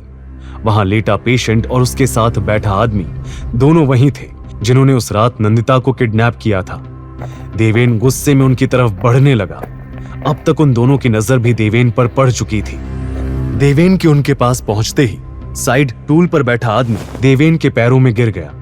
देवेन हॉस्पिटल में कोई तमाशा नहीं चाहता था, इसलिए उसने सीधे पूछा, किसके कहने पर किया किडनैप? साहब वो आदमी बोल ही रहा था कि बेड पर लेटा आदमी उठने की कोशिश करते हुए बोला, ये तू क्या कर रहा है? भाई मार डालेगा हमें। ये सुनते ही देवेन ने उसके हाथ में लगी सिरिंज को दबा दिया और धीमी आवाज में कहा, और अगर नहीं बताया तो मैं ऐसा हाल करूंगा कि खुद मौत की भीख मांगोगे। देवेन का ये रूप देख बेड पर लेटे आदमी ने करहाती आवाज में सब उगल दिया, शरद शाह ब्रदर्स में छोटा भाई, उसी ने हमें नंदिता को किडनैप करने को कहा था। वो प्रोटेस्ट रुकवाना चाहता था, पर उसने ये भी कहा था कि नंदिता को कुछ मत करना, बस एक रात डराकर अगले दिन छोड़ देना। शरद शाह, अपनी इस हरकत का अंजाम तुझे भुगतना पड़ेगा। गुस्से में बड़बड़ाते हुए देवेन ने उसे छोड़ा और आखिरी वार्निंग देकर वहां से चला गया। अगले दिन क्लास ओवर होने के बाद टोनी और देवेन के रूममेट्स के बारे में बात करते हुए बाहर की तरफ जा रहे थे। तभी टोनी ने बताया, तुम्हारे रूममेट्स को मैं जानता हूँ, सोनू और मोनू, वो जुड़वा भाई हमेशा साथ ही रहते हैं, पर मयंक वो अकेला अकेला ही रहता है, किसी से बात करते देखा नहीं कभी उसे। अचानक से देवेन की नजर एक लड़की पर पड़ी जो दौड़ते हुए छत की तरफ चली गई थी। वो प्रिया थी ना? कहाँ? अरे कोई नहीं है ब्रो, कॉलेज की लास्ट बेल बजी नहीं कि सब भाग जाते हैं, तुझे वहम। अरे देवेन कहाँ जा रहा है भाई? टोनी बुलाता रहा पर देवेन उसे अनसुना कर वहां से छत की तरफ भाग गया। टोनी ने भी कंफ्यूज्ड एक्सप्रेशन के साथ उसका पीछा किया। जैसे ही देवेन ने छत का दरवाजा खोला, उसकी आंखें फटी की फटी रह गईं। वहां प्रिया छत की रेलिंग पर खड़ी होकर कूदने की तैयारी में थी। प्रिया! देवेन चिल्लाते हुए आगे बढ़ा। उसके पीछे टोनी भी वहां आ गया था।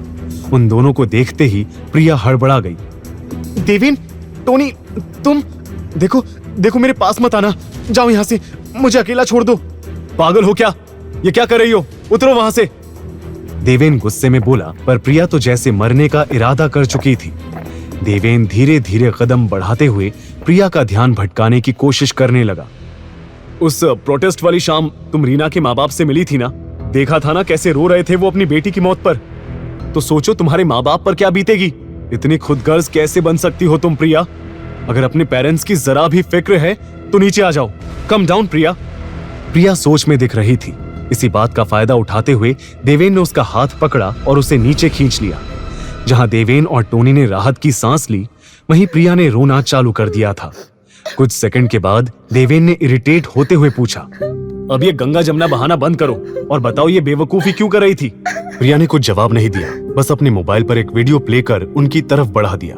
वो वीडियो गर्ल्स वॉशरूम में शूट किया गया था जब प्रिया वहां मौजूद थी।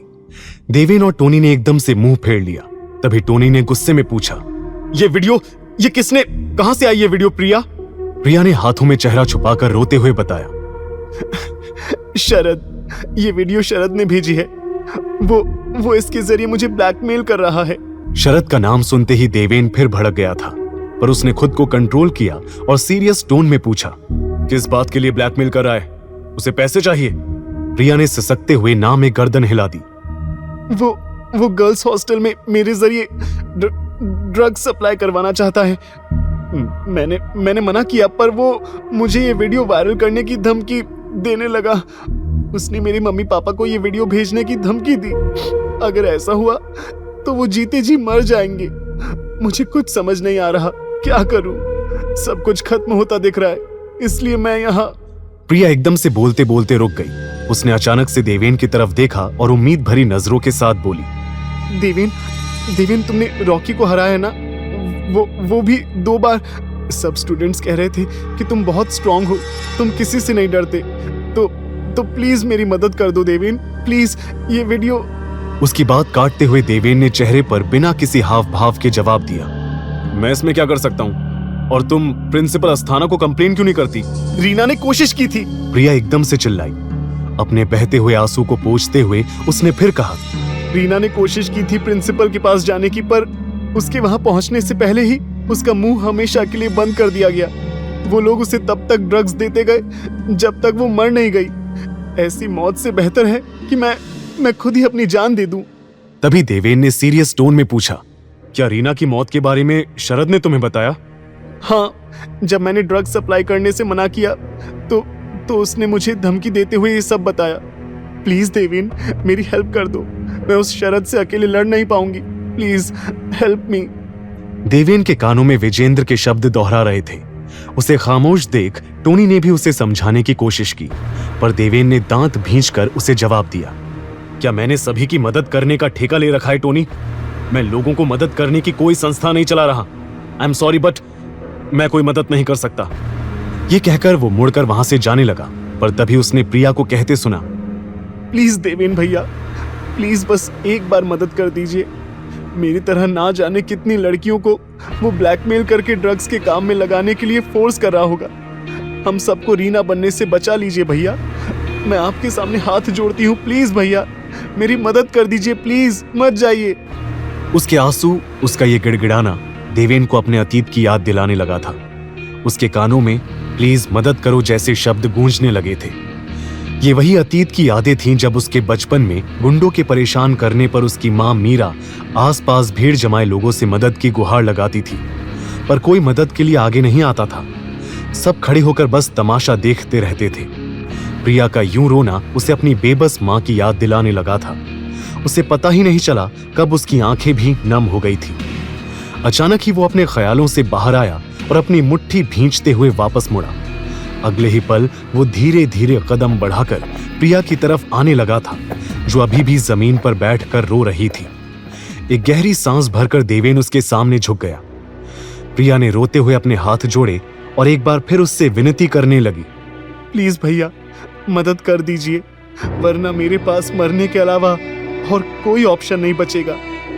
देवेन ने उसके बहते हुए आंसुओं को पोंछा और बड़ी नर्म आवाज से कहा, अभी अभी तो एक बहन मिली है, ऐसे कैसे उसे मरने दूंगा भला? अब भाई मान ही लिया है तो अपनी प्रॉब्लम इस भाई पर छोड़ दो। आई प्रॉमिस तुम्हारे साथ उन सभी लड़कियों को उस शरद नाम के राक्षस से बचाकर रहेगा तुम्हारा ये देवेन भैया, पर तुम्हें भी वादा करना पड़ेगा। प्रिया ने सवालिया नजरों से उसे देखा तो देवेन ने बात को पूरा करते हुए कहा, आगे से खुद को मारने जैसी बेवकूफी कभी नहीं करोगी। प्रिया नम आंखों के साथ मुस्कुराई और झट से हाँ में सर हिला दिया। पास खड़ा टोनी भी ये सब देखकर इमोशनल हो गया था। उसने आगे जाकर कहा, जानता हूं शरद से पंगा लेना आसान नहीं होगा, पर देवेन ब्रो मैं भी इसमें तेरा साथ दूंगा। तू बस बता प्लान क्या है। देवेन ने गहरी सांस भरी और प्रिया से पूछा, तुम ये वीडियो देखकर बता सकती हो ये एग्जैक्टली कहां शूट हुई होगी? क्या ये कॉलेज का गर्ल्स वॉशरूम है? प्रिया ने अपने आंसू पोंछते हुए जवाब दिया, मैंने ध्यान नहीं दिया, वो वीडियो देखकर मैं सब भूल गई। मैं देखती हूँ। उसने तुरंत अपने मोबाइल पर वीडियो प्ले करके देखा और कुछ सेकंड के बाद तुरंत बोली, भैया ये वीडियो में ये हमारे गर्ल्स हॉस्टल का कॉमन वॉशरूम है। ये सुनते ही देवेन के दिमाग में सबसे पहला ख्याल आया, तो क्या नंदिता की वीडियो भी? इस बारे में सोचने भर से भी उसकी आंखें गुस्से से लाल हो गई थी। पर तभी टोनी ने पूछा, ओ गॉड, मतलब नैंडी भी इसका शिकार हो सकती है? प्रिया ने तुरंत जवाब दिया, नहीं, हॉस्टल में ऐसे रूम्स भी हैं जिसमें बाथरूम अटैच्ड होते हैं, पर उनकी फीस बहुत ज्यादा होती है। नंदिता उन्हीं में से एक रूम में रहती है। ज्यादातर स्कॉलरशिप पर पढ़ने वाली या मुझ जैसे गरीब घर से आई लड़कियां ही ये कॉमन वॉशरूम यूज करती हैं। देवेन और टोनी ने बात को समझा।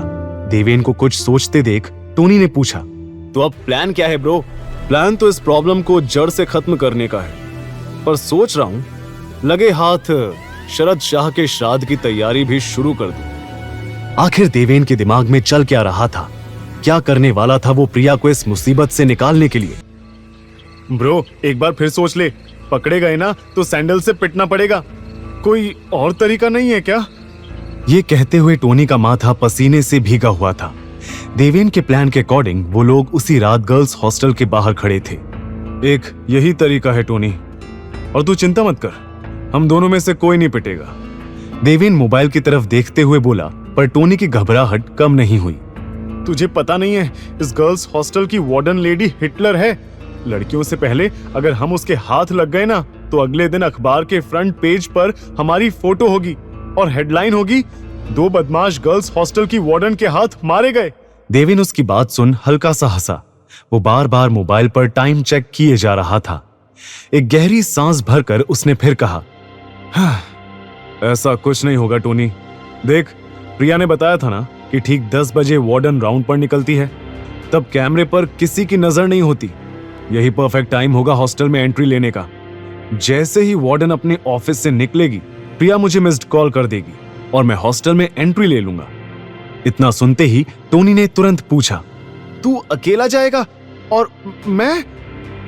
देवेन ने हॉस्टल गेट की तरफ इशारा करके जवाब दिया, इस गार्ड का ध्यान किसी को तो भटकाना होगा ना, और ये काम मैं तुझ पर छोड़ता हूं। टोनी बहस करने वाला था, पर तभी देवेन के मोबाइल पर प्रिया का मिस्ड कॉल आया। वो तुरंत बोला, ओके, हॉस्टल में जाने का टाइम आ गया। अब ध्यान से सुन, अगर कोई भी गड़बड़ हुई तो तू रेडी रहना। भागने के लिए ना? नहीं, पिटने के लिए। देवेन ने मजाक में डराते हुए कहा और टोनी को उस गार्ड के पास भेज दिया। टोनी ने कुछ ही सेकंड्स में उस गार्ड को अपनी बातों में उलझाना शुरू कर दिया था। जैसे ही गार्ड का ध्यान वहां गेट से भटका, देवेन तुरंत गेट क्रॉस करके अंदर चला गया। वो बिना रुके सीधा हॉस्टल के मेन एंट्रेंस की तरफ जाने लगा। प्रिया ने बताया था, एंट्रेंस से लेफ्ट में कॉरिडोर के एंड पर वार्डन का ऑफिस है। वहीं से वो पूरे हॉस्टल के कैमरों पर नजर रखती है। ये कहते हुए देवेन एंट्रेंस से एंटर होकर इधर उधर नजर घुमा रहा था। इस वक्त तक सभी लड़कियां अपने कमरे में जा चुकी थीं। कॉरिडोर एकदम सुनसान पड़ा था। देवेन तेज कदमों के साथ कॉरिडोर के एंड में वार्डन के ऑफिस में घुस गया। उसके पीछे पीछे प्रिया भी वहां पहुंच गई। वो इस प्लान से काफी घबराई हुई दिख रही थी। देवेन भैया, मुझे बहुत डर लग रहा है। अगर कुछ गड़बड़ हो गई तो वार्डन मुझे हॉस्टल से निकाल देगी और वो कॉलेज में भी कंप्लेन कर देगी। मेरा करियर खत्म हो जाएगा। देवेन ने उसके गाल पर हाथ रख उसे समझाया, ऐसा कुछ नहीं होगा प्रिया, मुझ पर भरोसा रखो। मैं तुम पर कोई मुसीबत नहीं आने दूंगा। अभी फिलहाल जिस काम के लिए आए हैं वो करते हैं। देखें तो जरा, तुम्हारी लेडी हिटलर इस शरद के साथ मिली हुई है या नहीं? देवेन ये कहते हुए वहां टेबल पर रखे कंप्यूटर के पास गया। इसी कंप्यूटर पर पूरे हॉस्टल में लगे कैमरे की फुटेज दिखाई देती है ना? हाँ भैया, पर मुझे इसका पासवर्ड नहीं पता। उसकी चिंता तुम मत करो। इतना कहकर देवेन मुस्कुराया और उसने तुरंत कीबोर्ड पर अपनी उंगलियों से ऐसा जादू किया कि कुछ ही सेकंड्स में पासवर्ड अनलॉक हो गया। ये सब देख प्रिया की आंखें हैरानी से बड़ी हो गई। आप तो आर्ट स्टूडेंट हो ना भैया, आपने ये सब इतनी आसानी से कैसे किया? ये सब सवालों का जवाब बाद में दूंगा, पहले जरा देखे तो सही तुम्हारी वार्डन शरद के इस घटिया चाल के हिस्सेदार है या सिर्फ एक मोहरा है? देवेन ने कहा और फिर कंप्यूटर पर सभी कैमरों की फुटेजेस चेक करने लगा। इसमें उस गर्ल्स वॉशरूम के कैमरे की कोई फुटेज नहीं दिख रही है, सब कॉरिडोर्स की हैं। मेन और बैक एंट्रेंस की फुटेज भी दिख रही है। तभी प्रिया बोली, भैया मैंने वॉशरूम में जाकर चेक भी किया था, पर मुझे वहां कोई कैमरा नहीं दिखा। पता नहीं उस शरद ने वो कैमरा कहाँ फिट किया है। अब क्या करेंगे भैया, कैसे पता लगाएंगे? देवेन तो जैसे सारी प्रॉब्लम्स के सलूशन के साथ तैयार होकर ही आया था। उसने तुरंत प्रिया से उसका मोबाइल लिया और उसमें अपने मोबाइल से एक ऐप इंस्टॉल करके कहा, प्रिया अब अपना मोबाइल लो और उसी वॉशरूम में वापस जाओ। इस मोबाइल को हर कॉर्नर में ले जाकर चेक करना। मैंने जो ऐप डाउनलोड की है उसकी मदद से हमें कैमरा कहाँ छुपाया गया है उसका पता चल जाएगा। यह ऐप वॉशरूम में लगे डिवाइस के सिग्नल को कैच करेगा और उसका आईपी एड्रेस सीधा मेरे मोबाइल पर आ जाएगा। एक बार आईपी एड्रेस का पता चल जाए फिर कैमरा को डिसेबल करने में आसानी तो होगी ही, साथ ही ये भी ट्रैक हो जाएगा कि शरद कैमरा से शूट हुआ सारा डेटा कहां स्टोर कर रहा है। प्रिया उसके पूरे प्लान को सुनकर कॉन्फिडेंट फील करने लगी थी। उसने तुरंत अपना मोबाइल लिया और वहां से उस वॉशरूम की तरफ चली गई। देवेन मोबाइल हाथ में लेकर कंप्यूटर के सामने बैठा प्रिया के कैमरा ट्रेस करने का इंतजार कर रहा था। तभी उसे टोनी का कॉल आया।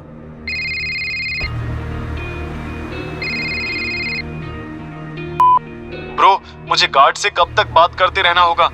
ये तो अपनी बेटी की शादी मुझसे तय करने की बात कर रहा है। अगर तू जल्दी नहीं आया तो यहाँ मैं बलि चढ़ जाऊंगा।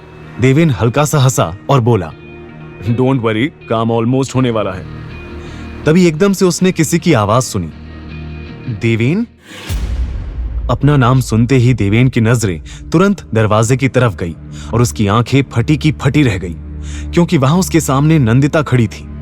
वो गुस्से और शॉक्ड एक्सप्रेशन के साथ देवेन के पास आई और उसने सवालों की बौछार शुरू कर दी।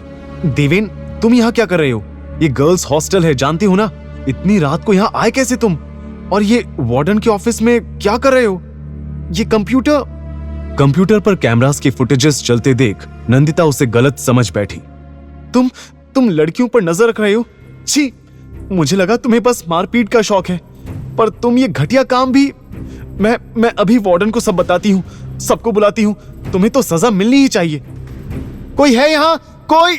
नंदिता चिल्लाते हुए वहां से जाने लगी थी, पर तभी देवेन ने उसकी कमर पर हाथ रखकर उसे अपनी तरफ खींचा और झट से उसके मुंह पर अपना हाथ रख दिया।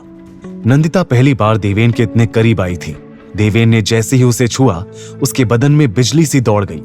उसकी आंखें देवेन की आंखों से टकराई और वो एक पल को जैसे उनमें खो गई।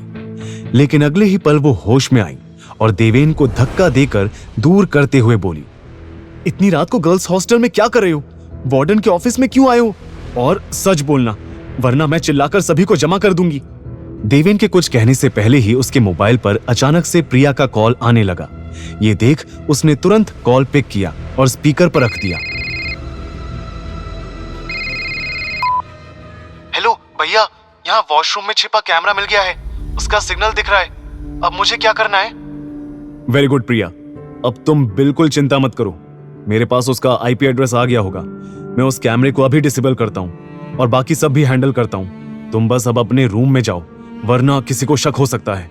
दूसरी तरफ से प्रिया आवाज में राहत की झलक के साथ बोली, थैंक यू भैया, आप नहीं जानते आपकी वजह से कितनी लड़कियों की जिंदगी बर्बाद होने से बच जाएगी। थैंक यू, और प्लीज आप भी संभल कर जाइएगा। अब तक नंदिता के चेहरे पर गुस्से की जगह कंफ्यूजन ने ले ली थी। कॉल कट होते ही देवेन ने सीरियस टोन में उसे सब बताया। प्रिया की मदद कर रहा था। उस शरद ने गर्ल्स वॉशरूम में कैमरा लगाया था, जिसके जरिए वो प्रिया को ब्लैकमेल कर रहा था, यहाँ हॉस्टल में ड्रग्स सप्लाई करने के लिए, समझी? जब देखो मुझे क्रिमिनल का खिताब दे देती हो। नंदिता कुछ बोलना चाह रही थी, पर उसके मुंह से शब्द बाहर नहीं आ पा रहे थे। देवेन ने विनिंग स्माइल के साथ कहा, क्या हुआ? समझ नहीं आ रहा क्या बोलूं? मैडम, आप सॉरी बोलने से शुरुआत क्यों नहीं करती? नंदिता जो थोड़ी देर पहले सॉरी बोलने ही वाली थी, वो उसके एटीट्यूड को देख चिढ़ गई। सॉरी? गलती तुम्हारी है जो मुझे गलत वक्त पर गलत जगह मिल जाते हो। अब गलत फहमी नहीं होगी तो क्या होगा? अब खड़े क्या हो? चलो, जिस काम के लिए आए हो वो करो। कहते हुए वो कंप्यूटर की तरफ चली गई। उसे एम्बैरेस्ड देख देवेन दबी मुस्कान के साथ पीछे पीछे आया। उसने तुरंत अपने मोबाइल को कंप्यूटर से कनेक्ट किया और कैमरे के आईपी एड्रेस को ट्रैक करने लगा। नंदिता दरवाजे की तरफ नजर गड़ाई थी। देवेन जल्दी करो, 10:15 हो गए हैं, वार्डन के वापस आने का टाइम हो गया है। यह कंप्यूटर थोड़ा स्लो चल रहा है। मुझे जानना है कि शरद सब डेटा एग्जैक्टली कहां स्टोर कर रहा है। इसके लिए थोड़ा तो वेट करना पड़ेगा। देवेन कीबोर्ड पर लगातार टाइप कर रहा था। ये देख नंदिता बोली, तुम्हें ये सब टेक्निकल नॉलेज भी है? इम्प्रेसिव। देवेन ने टेढ़ी मुस्कान के साथ जवाब दिया, मेरे टैलेंट की लिस्ट बहुत लंबी है नंदिता जी। नंदिता आर्ग्यू करने वाली थी, तभी उन्हें कॉरिडोर से एक औरत की बुलंद आवाज सुनाई पड़ी। हाँ, कुछ लड़कियां बाहर गई हैं और अभी तक वापस नहीं आई हैं। आने दो उन्हें, सजा जरूर दूंगी। वीकेंड है तो क्या लेट नाइट पार्टीज करेंगी? रूल्स नाम की चीज भी कुछ होती है। 10 बजे के बाद कोई लड़की कमरे के बाहर नहीं होनी चाहिए, पर कुछ लड़कियां सुनती ही नहीं हैं। यह आवाज सुनते ही नंदिता के हाथ पैर फूलने लगे। मर गए देवेन, वार्डन आ रही है, जल्दी करो। अपने साथ मुझे भी मरवाने का प्लान है क्या? देवेन ने चिढ़ाते हुए जवाब दिया, देखो, मैंने तुम्हें मुसीबत में फंसने का न्योता नहीं दिया था, तुम खुद ही यहाँ चलकर आई थी। और अचानक से देवेन को कंप्यूटर पर डेटा स्टोरेज लोकेशन का पता चल गया। डन, लोकेशन मिल गई और कैमरा भी डिसेबल हो गया है। तभी दोनों ने दरवाजा खुलने की आवाज सुनी। नंदिता ने देवेन को वहां पास रखे काउच के पीछे छिपने का इशारा कर दिया। उसके छिपते ही ऑफिस का डोर ओपन हो गया। वहां 40-45 साल की हट्टी कट्टी औरत खड़ी थी। नंदिता, तुम इस वक्त यहाँ क्या कर रही हो? टाइम देखा है? 10-17 हो गए हैं। रूल्स भूल गई हो क्या? नंदिता हड़बड़ाते हुए बोली, नो मैम, एक्चुअली वो मुझे आपसे मिलना था, इसलिए यहाँ ऑफिस में आ गई। मुझसे मिलना था? वो भी इतनी रात को? सुबह नहीं मिल सकती थी? वार्डन की स्ट्रिक्ट टोन से नंदिता घबरा गई। एक्चुअली मैम, वो मेरे कमरे की ट्यूबलाइट वो फ्लिकर कर रही है, उसे ठीक करवाना है। ठीक है, मैं कल देखती हूँ। Now go back to your room. Nandita couch की तरफ देख रही थी जहां देवेन छिपा हुआ था। वो यही सोच रही थी कि उसे बाहर कैसे निकाले। तभी उसने एकदम से कहा, मैम, आपके पास सिरदर्द के लिए कोई मेडिसिन होगी? वो मेरे पास खत्म हो गई है और बाकी लड़कियों को इस वक्त परेशान करना सही नहीं होगा। वार्डन ने गहरी सांस भरी और वहां टेबल के पीछे रखे कैबिनेट की तरफ मुड़ गई। मौका देख नंदिता ने तुरंत देवेन को इशारा किया और वो ऑफिस से बाहर आ गया। नंदिता ने राहत की सांस भरी और फिर झूठी मुस्कुराहट के साथ वार्डन से मेडिसिन ली और वहां से चली गई। बाहर आते ही उसे देवेन कुछ ही दूरी पर खड़ा मिला। देवेन, तुम अभी तक गई नहीं? तुम्हारे लिए इतना झूठ बोला और तुम जाओ यहां से। ओ हेलो, मुझे भी कोई शौक नहीं है यहाँ रुकने का। भगवान ने आंखें दी हैं तो उनका इस्तेमाल करो और आसपास नजर घुमाओ। वो देखो, ये मेन रास्ता है बाहर जाने का और यहाँ पर कैमरा लगा है। उधर वार्डन कंप्यूटर के सामने जमकर फुटेज देख रही होगी। बाहर निकलने का कोई और तरीका सोचना होगा। देवेन और नंदिता दोनों परेशान एक्सप्रेशन के साथ इस मुसीबत का हल सोच रहे थे, पर तभी उन्हें मेन एंट्रेंस से कुछ लड़कियों की आवाज सुनाई दी। यार, 10 बजे का कर्फ्यू था, लेट हो गया है। वो हिटलर तो आज जान ही ले लेगी। देवेन और नंदिता लड़कियों के आने से घबरा रहे थे और तभी उन्हें पीछे से वार्डन के ऑफिस से बाहर आने की आवाज भी आने लगी, जिसे सुनते ही दोनों की आंखें शौक से बड़ी हो गई। दोनों समझ चुके थे कि वो बुरी तरह फंस गए हैं। अब क्या करेंगे देवेन? सामने से ये लड़कियां और पीछे वो वार्डन, हम पकड़े जाएंगे। कुछ करो। सोचने तो दो मुझे मेरी माँ। देवेन भी काफी परेशान दिख रहा था। तभी सामने से आई उन लड़कियों के सामने आकर किसी ने रास्ता रोक दिया। देवेन और नंदिता ने देखा तो वो और कोई नहीं बल्कि प्रिया ही थी, जिसने उन्हें तुरंत वहां से निकलने का इशारा कर दिया। अचानक से नंदिता को अपने पीछे कदमों की आवाज सुनाई पड़ी। उसने तुरंत देवेन का हाथ पकड़ा और वहां स्टेयर्स से होते हुए उसे सीधा अपने कमरे में ले गई। कमरे का डोर अंदर से लॉक करते ही देवेन और नंदिता ने राहत की सांस ली। कैसा बकवास प्लान बनाया था तुमने? अगर अभी पकड़े जाते तो? तुम कुछ सोचकर भी आए थे या बस हीरोगिरी दिखाने निकल पड़े? देवेन ने उसके करीब कदम बढ़ाया और चिढ़कर बोला, ओ हेलो, मेरा प्लान परफेक्ट ही था, तुम्हारी वजह से सब गड़बड़ हो गई। तुम नहीं आती तो तुम्हें समझाने में मेरा टाइम वेस्ट नहीं होता और मैं काम करके आराम से निकल जाता। तुम मान लो गलती आपकी थी नंदिता जी। ये सुन नंदिता का मुंह बंद हो गया था। देवेन ने गहरी सांस भरकर रूम में इधर उधर घूमना शुरू कर दिया, जैसे वहां का मुआयना कर रहा हो। Nice room. हॉस्टल में इतने अच्छे कमरे भी हो सकते हैं। बेड? तुम्हारे साथ कोई और लड़की भी रहती है क्या? वो कहाँ है? देवेन ने कैजुअली पूछा और पास टेबल पर रखी मैगजीन उठाकर सीधा नंदिता के बेड पर आराम से जाकर लेट गया। Are you serious? हमारे सामने इतनी बड़ी मुसीबत इंतजार कर रही है और तुम यहाँ रिलैक्स कर रहे हो। अरे ये सोचो कि तुम यहाँ से कैसे निकलोगे, और अगर कोई उसी वक्त नंदिता के दरवाजे पर नॉक हुआ। नंदिता जहां शॉक में दिखी, वहीं देवेन अभी भी बेड पर रिलैक्स होकर लेटा रहा। जाओ दरवाजा खोलो, या तुम कहो तो मैं कर दूं? देवेन टेढ़ी मुस्कान के साथ बोला। नंदिता जानती थी वो इस सिचुएशन में भी उसे छेड़ रहा था। उसने एक पल देवेन को घूर कर देखा और घबराते हुए दरवाजे की तरफ गई। उसने थोड़ा सा दरवाजा खोला। वहां सामने अपनी फ्रेंड अर्चिता को देख नंदिता बोली, अर्चिता तुम यहाँ इतनी रात को क्या हुआ? नींद नहीं आ रही थी तो सोचा तेरे पास आ जाऊं। आज तेरी रूममेट रूही भी नहीं है ना, चल साथ में हॉरर मूवी देखते हैं। दरवाजा तो खोल वरना वार्डन आ जाएगी। अर्चिता अंदर आने की कोशिश में थी कि तभी नंदिता चिल्लाई, नहीं। अर्चिता एकदम से हैरान हो गई। तभी नंदिता ने नर्वस स्माइल के साथ फिर कहा, वो मतलब अभी नहीं आ सकती तुम।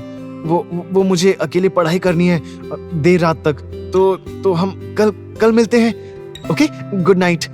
ये कहते ही नंदिता ने झट से दरवाजा बंद कर दिया और मुड़कर अपनी बढ़ी हुई धड़कनों को शांत करने लगी। फिर कुछ पल रुककर वो देवेन की तरफ आते हुए बोली, देवेन, सिर्फ तुम्हारी वजह से मुझे झूठ बोलना पड़ रहा है। इतना झूठ तो मैंने अपनी पूरी लाइफ में नहीं बोला होगा। तुम ओह रियली? तुमने इससे पहले कोई झूठ नहीं कहा मिस नंदिता शेखावत? देवेन ने टेढ़ी मुस्कान के साथ कहा। नंदिता उसके हाथ में अपनी और अपने पापा की फोटो को देख एकदम शॉक्ड हो गई थी। ये फोटो तुम्हारे पास? मैंने ड्रॉर में। तुम मेरे पर्सनल सामान में ताका झांकी कैसे कर सकते हो देवेन? नंदिता ने देवेन के हाथ से फ्रेम छीन लिया। तभी देवेन फिर बोला, वो फोटो तुम्हारे साथ तुम्हारे? हाँ, मेरे डैड हैं। नंदिता ने जवाब दिया और ड्रॉर खोल फ्रेम वापस उसमें रख दिया। कुछ देर के लिए कमरे में खामोशी छा गई थी। देवेन ने उनके बीच आई ऑकवर्ड खामोशी को तोड़ा। कमाल है नंदिता जी, आप तो बड़ी अमीर निकली। इंडिया के मशहूर बिजनेसमैन विजेंद्र शेखावत आपके डैड हैं। मैं होता तो इस बात का ढिंडोरा हर जगह पीट देता, पर तुम अजीब हो, तुमने अपनी असली पहचान छुपा रखी है। लेकिन क्यों? इसमें बताने वाली क्या बात है? मैं कॉलेज में पढ़ने आई हूं, अपनी अमीरी का शो ऑफ करने नहीं। देवेन ने जब से ये मिशन ज्वाइन किया था तब से उसके मन में एक सवाल हमेशा रहता था और आज उसने मौका देखकर वो पूछ ही लिया। इतना अमीर होने के बावजूद भी तुम्हारी ऐसी क्या मजबूरी है कि तुम्हें इस कॉलेज में पढ़ना पड़ रहा है? तुम तो दुनिया के किसी भी फेमस कॉलेज में आराम से एडमिशन ले सकती हो, राइट? तो फिर ये कॉलेज क्यों, ये जानते हुए भी कि इस कॉलेज में पल पल स्टूडेंट्स की जान पर खतरा रहता है? तो फिर यहां ही क्यों नंदिता? ये महादेवी कॉलेज मेरे डैड ने बनवाया था देवेन। उसका ये जवाब सुनते ही देवेन की मुस्कान गायब हो गई। वहीं नंदिता ने होठों पर सैड स्माइल के साथ अपनी बात को पूरा किया। डैड ने तो सिर्फ कॉलेज बनवाया, पर प्रिंसिपल का रोल निभाते निभाते ये कॉलेज कब माँ की दुनिया बन गया उन्हें भी पता नहीं चला। हाँ, यहाँ के ex principal Mrs Ragini Shekhawat मेरी माँ थी। मेरे यहाँ आने का कारण भी वही है। माँ ने इस कॉलेज को लेकर एक सपना देखा था जिसमें गरीब अमीर हर बच्चे को बेस्ट एजुकेशन मिले। माँ तो अब मेरे साथ नहीं है, तो सोचा उनके कॉलेज में आकर ही उनको खुद के करीब महसूस कर लूं। जानती हूं ये कॉलेज सेफ नहीं है, पर ये हमेशा से ऐसा नहीं था देवेन। नंदिता की आवाज भारी हो गई थी। उसने रुककर फिर कहा, माँ के जाने के बाद इस कॉलेज की हालत दिन पर दिन बिगड़ती चली गई। पापा अपने बिजनेस एम्पायर को संभालने में इतना उलझे रहे कि ध्यान ही नहीं दे पाए। पर देवेन, मैं अपनी माँ के इस सपने को ऐसे बिखरने नहीं दे सकती। इसलिए देवेन ने उसकी बात को पूरा किया। इसलिए तुम यहाँ आ गई इस कॉलेज को सुधारने। इसलिए तुम यहाँ हो रहे हर गलत के खिलाफ आवाज उठाने की कोशिश करती हो। नंदिता ने नम आंखों के साथ धीरे से हाँ में सर हिला दिया। उसके आंसू देख ना जाने क्यों देवेन के सीने में चुभन सी उठी, पर इस फीलिंग को इग्नोर करते हुए उसने गहरी सांस भरकर फिर पूछा, तुम्हारी माँ रागिनी जी, वो कब उनकी डेथ कैसे हुई? ये सवाल सुनते ही नंदिता का चेहरा एकदम सफेद पड़ गया था। वो नजरें चुराने लगी। उसने झट से अपने बहते आंसू पोंछे और बोली, अभी ये सब बातें करने का टाइम नहीं है देवेन। तुम्हें वो प्रिया की प्रॉब्लम सॉल्व करनी है ना। वो जो तुम लोकेशन की बात कर रहे थे, वो कहाँ की है? देवेन समझ रहा था कि नंदिता टॉपिक चेंज कर रही थी, पर उसके दिमाग में सवाल अटक चुका था। ऐसा क्या हुआ था रागिनी जी के साथ जो नंदिता उनके बारे में बात करने से कतरा रही थी। पर फिलहाल इस बात को दबाते हुए उसने कहा, लोकेशन सुल्तानपुर की आ रही है। करंटली वहां से एक लैपटॉप का आईपी एड्रेस ट्रैक हो रहा है जिस पर कैमरे का शूट हुआ सारा डेटा स्टोर हो रहा था। 1 मिनट, सुल्तानपुर? इस जगह पर दिल्ली के ज्यादातर फार्म हाउसेज हैं और जितना मैंने सुना है वहां इन शाह ब्रदर्स का भी एक फार्म हाउस है। कहीं ये वही तो? देवे ने सीरियस टोन में जवाब दिया, अब तो ये वहां जाकर ही पता चलेगा। मुझे आज रात को ही उस लैपटॉप को हासिल करके सारे वीडियोस डिलीट करने होंगे। कल तक तो शरद को कैमरा डिसेबल होने का पता चल जाएगा और तब तक बहुत देर हो जाएगी। तो हमें अभी जाना होगा। नंदिता के कहते ही देवेन तुरंत बोला, हाँ अभी जा। 1 मिनट, हम? हाँ, हम नहीं मैडम, सिर्फ मैं जाऊंगा।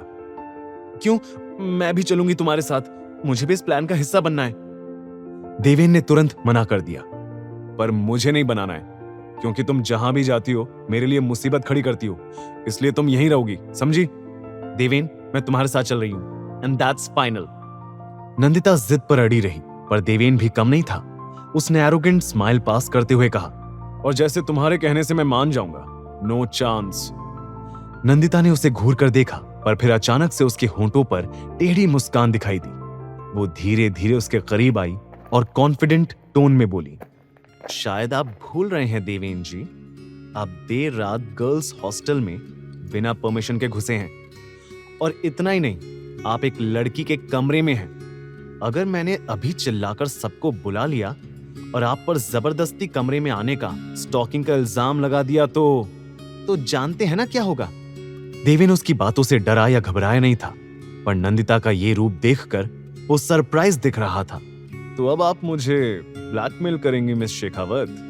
देवेन ने दबी मुस्कान के साथ पूछा तो नंदिता भी अकड़ से बोली, तुमने भी तो मेरी दोस्ती पाने के लिए ऐसा ही कुछ किया था, अब तुमसे ही सीखा है। तो बताओ, सभी लड़कियों से पिटना है या मुझे अपने प्लान में इंक्लूड करना है? Choice is yours. देवेन समझ गया था कि नंदिता मानने वाली नहीं थी। फाइन, तुम भी आ सकती हो। ये कहते हुए वो कमरे की बालकनी की तरफ चला गया। नंदिता काफी खुश दिखी, पर उसकी यह खुशी ज्यादा देर नहीं टिकी। चलो, ये तो अच्छा है नंदिता कि तुम्हारा कमरा फर्स्ट फ्लोर पर है, यहां से जाना इजी रहेगा। नंदिता शॉक्ड एक्सप्रेशन के साथ बालकनी में आकर बोली, व्हाट? हम बालकनी से जाने वाले हैं? यहां से नीचे कूदना पड़ेगा? नहीं नहीं, कूदना क्यों है, मैं तो सुपरमैन हूं, तुम्हें उड़ाकर ले जाऊंगा। देवेन का ये जवाब सुन नंदिता कुछ नहीं बोली, वो बालकनी से नीचे देखती रही। तभी देवेन ने कमरे में कबर्ड से बेडशीट और दुपट्टा ढूंढना शुरू कर दिया। ओ मैडम, प्लान में इंक्लूड होने का शौक है ना, तो जरा यहाँ आकर थोड़ा काम भी कर लो। ये कपड़ों की एक रस्सी तैयार करते हैं, यहाँ बालकनी की रेलिंग से बांधकर हम आराम से नीचे पहुंच जाएंगे, ज्यादा ऊंचाई नहीं है। नंदिता ने घबराते हुए देवेन की रस्सी बनाने में मदद की। करीब 5 से 10 मिनट बाद दोनों बालकनी के पास खड़े थे। देवेन ने रेलिंग से कपड़ों से बनी उस रस्सी के एक सिरे को बांधा और बाकी को नीचे की तरफ गिरा दिया। पहले मैं जाता हूँ, फिर तुम आ जाना, ओके? देवेन उसके जवाब का इंतजार किए बिना ही रस्सी पकड़कर पलक झपकते ही नीचे पहुंच गया, पर नंदिता नीचे आने से घबराती रही। ये देख देवेन इरिटेट होकर बोला, देखो, अगर इतना ही डर लग रहा है तो मत आओ, मैंने तुम्हें फोर्स नहीं किया है। नहीं, मैं आ रही हूं, कहकर नंदिता ने डरते हुए रस्सी पकड़कर धीरे धीरे नीचे आने की कोशिश शुरू की। वो जमीन से कुछ ही दूरी पर थी कि तभी नंदिता का हाथ छूट गया। वो एकदम से नीचे गिरने लगी, पर देवेन ने तुरंत आगे आकर उसे अपनी बाहों में भर लिया। एक बार फिर वो दोनों एक दूसरे के बेहद करीब आ गए थे। नंदिता डर के मारे आंखें बंद करके देवेन की शर्ट को कसकर पकड़े रही। उसके चेहरे पर मासूम एक्सप्रेशन देख देवेन के होंठों पर मुस्कान नजर आई। नंदिता के होंठों पर नजर पड़ते ही देवेन की धड़कनें बढ़ने लगी थी, पर उसने तुरंत ही अपने इस नए एहसास को इग्नोर करके कहा, अगर थोड़ा और कसकर पकड़ोगी तो शर्ट के 2 टुकड़े हो जाएंगे। मेरी बॉडी ही देखनी है तो पहले बोलती, कमरे में हम अकेले ही थे, ऐसे खुले में। आउच! नंदिता ने उसके सीने पर पंच किया और उससे दूर हो गई। सिचुएशन का ज्यादा फायदा मत उठाओ, समझे? अब चलो, वरना कोई देख लेगा। देवेन और नंदिता धीरे धीरे गेट की तरफ बढ़े। देवेन ने मोबाइल से टोनी को मिस्ड कॉल करके काम खत्म होने का इशारा भेज दिया। कुछ ही सेकंड में हॉस्टल से दूर टोनी देवेन और नंदिता से मिला। नैंडी, तू यहाँ? देवेन, तू तो अंदर अकेला गया था ना, तो नैंडी के साथ बाहर ये क्या हो रहा है? ये सवाल तो मुझे तुमसे पूछना चाहिए पीनट। देवेन से पहले मैं तुम्हारी दोस्त हूं और तुमने मुझे कुछ नहीं बताया। मुझे अपने इस प्लान के बारे में बताना चाहिए था ना, क्यों नहीं बताया? नंदिता टोनी पर बरस पड़ी, पर देवेन उसे डिफेंड करते हुए बोला, इसे डर था कहीं तुम फिर से न्याय की देवी का रूप ना धारण कर लो। और फिर शरारत भरी मुस्कान के साथ वहां से आगे बढ़ गया। नंदिता बहस करने वाली थी, पर टोनी ने उसे रोका और दोनों चुपचाप उसे फॉलो करने लगे। अब क्या करेंगे गाइस? ये अपने देवेन ब्रो से पूछो पीनट। परफेक्ट प्लान बनाकर आए हैं ना, कुछ सोचा होगा इन्होंने ऐसी सिचुएशन में क्या करना है, राइट देवेन? देवेन, नंदिता और टोनी सुल्तानपुर में बने शाह फार्म हाउस से कुछ मीटर की ही दूरी पर खड़े थे। वहां पहुंचते ही उन तीनों को फार्म हाउस की लाइटिंग और दूर तक सुनाई दे रहे लाउड म्यूजिक से अंदर चल रही पार्टी का पता चल गया था। देवेन ने थोड़ा सोचकर जवाब दिया, करना क्या है? अरे पार्टी हो रही है, ये तो हमारे लिए एडवांटेज है। अंदर जितने भी लोग होंगे उनमें मिक्स होकर सीधा लैपटॉप ढूंढेंगे और फुटेज डिलीट कर देंगे। देवेन ब्रो, जितना तू सोच रहा है ये उतना आसान नहीं होने वाला, वो देख। टोनी के कहते ही देवेन और नंदिता ने फार्म हाउस के एंट्रेंस पर नजर डाली। वहां स्टाइलिश और अतरंगी कपड़े पहने लड़के लड़कियों का एक ग्रुप शोर मचाते हुए जीप से नीचे उतर रहे थे। पर देवेन को इसमें सबसे ज्यादा इंटरेस्टिंग बात कुछ और लगी। नोटिस किया, लड़कियों ने व्हाइट मास्क पहन रखा है और लड़कों ने उसी तरह का ब्लैक। लगता है अंदर चल रही पार्टी मास्क थीम की है। अब हम मास्क कहां से लाएंगे? नंदिता के सवाल पूछते ही देवेन थोड़ा इरिटेट होकर बोला, मैडम, मास्क से भी बड़ी प्रॉब्लम हमारे कपड़े हैं। उन लड़कियों को देखो और खुद को देखो। नंदिता अपने ब्लू नाइट सूट की तरफ देख रही थी। तभी देवेन आगे बोला, ऐसे जाओगी तो वो गार्ड देखते ही उल्टे पैर वापस भेज देगा और बाय चांस अंदर चले भी गए तो सभी की नजरें तुम पर अटक जाएंगी कि ये अजूबा कहां से आया है। नंदिता ने गुस्से से जवाब दिया, इतना ही खुद को स्मार्ट समझते हो तो निकालो इस प्रॉब्लम का सलूशन, और सलूशन नहीं है तो चुप रहो, समझे? क्या सलूशन निकालेगा इस प्रॉब्लम का देवेन? क्या होगा इस मास्क्ड थीम पार्टी में? क्या देवेन अपने प्लान में कामयाब हो पाएगा या टोनी और नंदिता के साथ आज किसी बहुत बड़ी मुसीबत में फंस जाएगा? बताओ देवेन, कैसे जाएंगे अंदर? देवेन नंदिता को पलटकर जवाब देने वाला था कि तभी टोनी रेफरी की तरह बीच में आ गया। गाइस रिलैक्स यार, जब मिलते हो लड़ने लगते हो, अभी सलूशन ढूंढने पर फोकस करो। देवेन और नंदिता ने एक दूसरे से नजर फेर ली। तभी देवेन की नजर वहां आती एक कार की तरफ गई जिसमें मास्क लगाए एक कपल बैठा था। अब जैसा कहता हूं बिल्कुल वैसा ही करना। टोनी, समझा देना अपनी दोस्त को, कोई गड़बड़ ना करे। ये कहते ही देवेन हाथ दिखाकर कार रुकवाने लगा। Please help help. कार रुकते ही देवेन घबराई आवाज में बोला, देखिए मेरी गर्लफ्रेंड को जल्द से जल्द हॉस्पिटल लेकर जाना है। आप हमारी मदद कर दीजिए प्लीज। देखिए उसे बहुत दर्द हो रहा है। फिर पीछे मुड़ उसने नंदिता को इशारा किया। एक पल की हैरानी के बाद नंदिता भी उसकी एक्टिंग में शामिल हो गई। मेरा पेट सच में बहुत दर्द कर रहा है, प्लीज हेल्प। वो कपल जैसे ही उनकी मदद के लिए कार से बाहर आया, देवेन ने कुछ ऐसा किया जिसे देखकर नंदिता और टोनी दोनों की आंखें फट गई। देवेन! नंदिता और टोनी दोनों चीख पड़े क्योंकि देवेन ने पल भर में वहां खड़े कपल के गले का कोई पॉइंट दबाकर उन्हें बेहोश कर दिया था।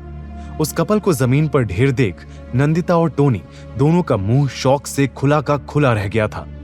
ये क्या किया तुमने देवेन? कहते हुए नंदिता टेंशन में उस कपल को चेक करने लगी, पर देवेन ने बड़ी बेपरवाही से जवाब दिया, डोंट वरी, जिंदा है, बस बेहोश किया है। चलो, एटलीस्ट कपड़ों का तो इंतजाम हो गया। ये सुन जहां नंदिता उसे गुस्से से घूर रही थी, वहीं टोनी ने एक्साइटेड टोन में कहा, वो ब्रो, तुझे ये टेक्निक भी आती है? ऑसम, मुझे भी सिखाना। कुछ नहीं करना, बस गर्दन का एक पॉइंट दबाओ और सामने वाली पार्टी आउट। टोनी का ये एक्साइटमेंट शुरू होते ही खत्म हो गया जब देवेन को गुस्से से घूर रही नंदिता ने कहा, चोरी छिपे गर्ल्स हॉस्टल में घुसना, हैकिंग करना, बालकनी से कूदना और अब कपड़े चुराने के लिए ऐसे बेहोश करना कंफर्म है। तुम एक सर्टिफाइड क्रिमिनल हो मिस्टर देवेन। भूलो मत, इसी क्रिमिनल की वजह से तुम्हारे गर्ल्स हॉस्टल की बहुत लड़कियों की जान बचने वाली है। तो ये तानों को थैंक यू में बदल लो, बेहतर रहेगा। अब चलो तुम उस लड़की के कपड़ों से अपने कपड़े बदल लो और मैं इस लड़के के साथ कर लेता हूँ। देवेन के ये कहते ही वहां खड़ा टोनी झट से बोला, और मैं? डोंट टेल मी, इस बार भी मुझे बाहर रहने की ड्यूटी मिली है। देवेन ने सॉरी स्माइल के साथ जवाब दिया, टोनी यार माफ करना, पर तू किसी भी भेस में अंदर जाएगा तो पकड़ा जाएगा। पर तू चिंता मत कर, तेरे लिए मेरे पास एक और इम्पोर्टेंट काम है। देवेन अपनी बात पूरी कर पाता कि तभी नंदिता बोली, पर मैं क्या ऐसे खुले में चेंज करूंगी? वैसे तुम्हें कोई रोक नहीं रहा, पर फिलहाल के लिए कार की बैक सीट में चली जाओ। टोनी, पहले इस बेहोश पड़ी लड़की को बैक सीट पर बिठा दे, और नंदिता जी फिर आप अपना ये सुंदर सुशील संस्कारी रूप छोड़कर जरा सेक्सी शातिर स्टाइलिश रूप में आ जाना।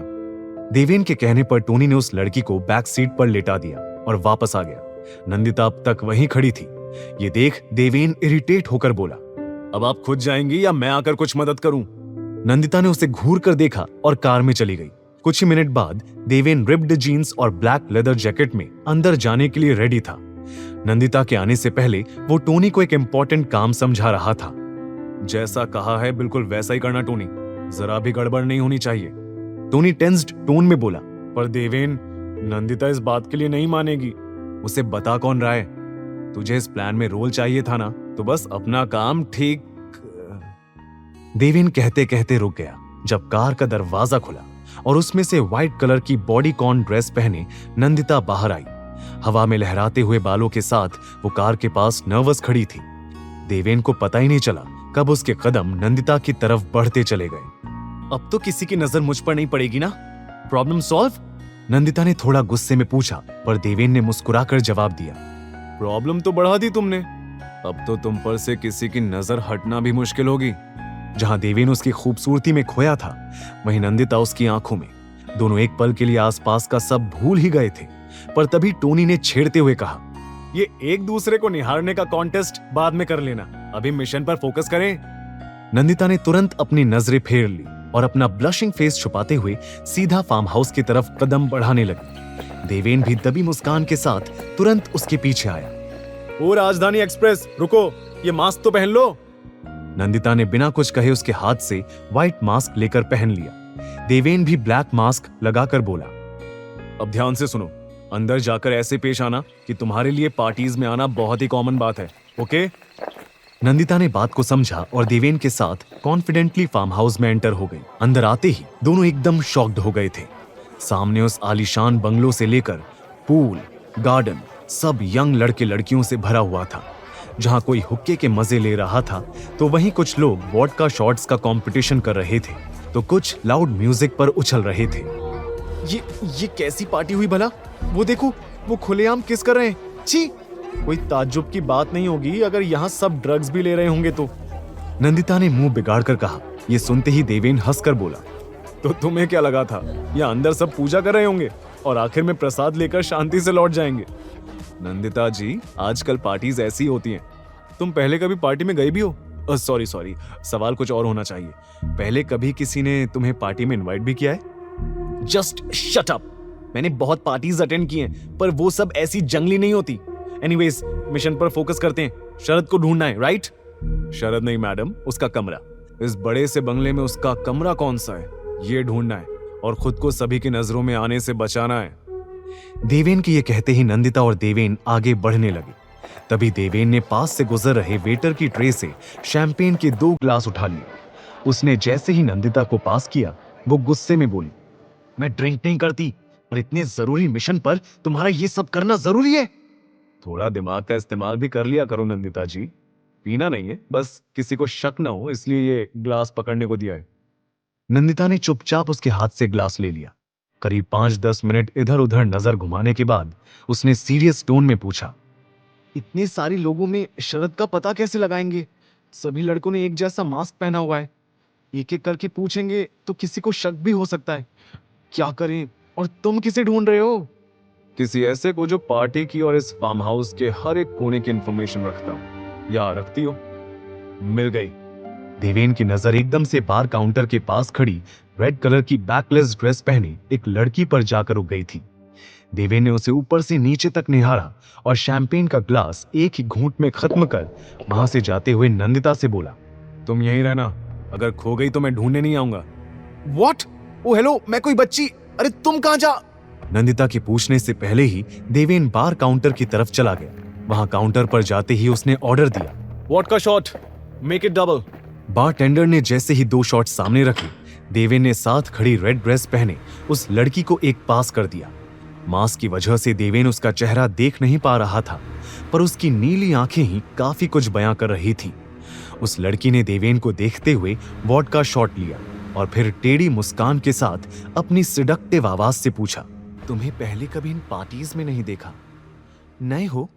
देवेन ने भी कॉन्फिडेंट टोन में जवाब दिया, बिना चेहरे देखे तुम कैसे कह सकती हो सकता है मैं यहीं रहता हूं, बस आज तक तुम्हें दूर से निहारता रहा हूं और आज हिम्मत करके तुम्हारे पास आया हूं। उसकी बात सुनते ही वो लड़की देवेन के करीब आई, उसके सीने पर हाथ रख उसकी आंखों में देखकर बोली, ट्रस्ट मी डार्लिंग, तुम जैसे लड़के माया के रडार से नहीं चूकते। तो बताओ, इस पार्टी में रास्ता कैसे भूल गए या किसी काम से आए हो? देवेन ने उसका हाथ अपने हाथ में लिया और सीरियस टोन में बोला, शरद शाह के रूम तक पहुंचना है, जानती हो ना उसका रूम कहाँ है? और इस सवाल का जवाब देकर मुझे क्या मिलेगा? फायदा दोनों का होना चाहिए, राइट? तो बताओ क्या कर सकता हूं तुम्हारे लिए? फिलहाल के लिए डांस, फिर सोचकर बताती हूं। कहकर माया देवेन का हाथ पकड़कर उसे वहां से डांस फ्लोर तक ले गई। ये सब देख रही कुछ ही दूर खड़ी नंदिता का चेहरा गुस्से से लाल हो गया था। वो मुंह बिगाड़ कर बोली, लो जनाब, फिसल गई। उस दिन आयशा के साथ और अब यहां। पता नहीं इसे इस लड़की में क्या दिखा। देखो तो कैसे चिपक कर डांस कर रहा है, जैसे अगर दूर हो जाएगा तो सांस नहीं ले पाएगा। देवेन और माया जितना क्लोज डांस कर रहे थे, उतना ही नंदिता के गुस्से का पारा बढ़ता जा रहा था। वो मुड़कर खड़ी हो गई और हाथ में लिया शैंपेन का ग्लास एक बार में खत्म कर दिया। पहली बार ड्रिंक करने की वजह से नंदिता ने खांसना शुरू कर दिया था। लगता है पहली बार शैंपेन पी रही हो। अपने पीछे से आई आवाज सुनते ही नंदिता की आंखें शौक से बड़ी हो गई, क्योंकि वो जानी पहचानी आवाज शरद की थी। आगे की कहानी जानने के लिए देखिए अगला एपिसोड सिर्फ पॉकेट एफएम के यूट्यूब चैनल पर, और हीरोगिरी के सारे एपिसोड्स को सुनने के लिए डिस्क्रिप्शन में दी लिंक से डाउनलोड करें पॉकेट एफएम ऐप।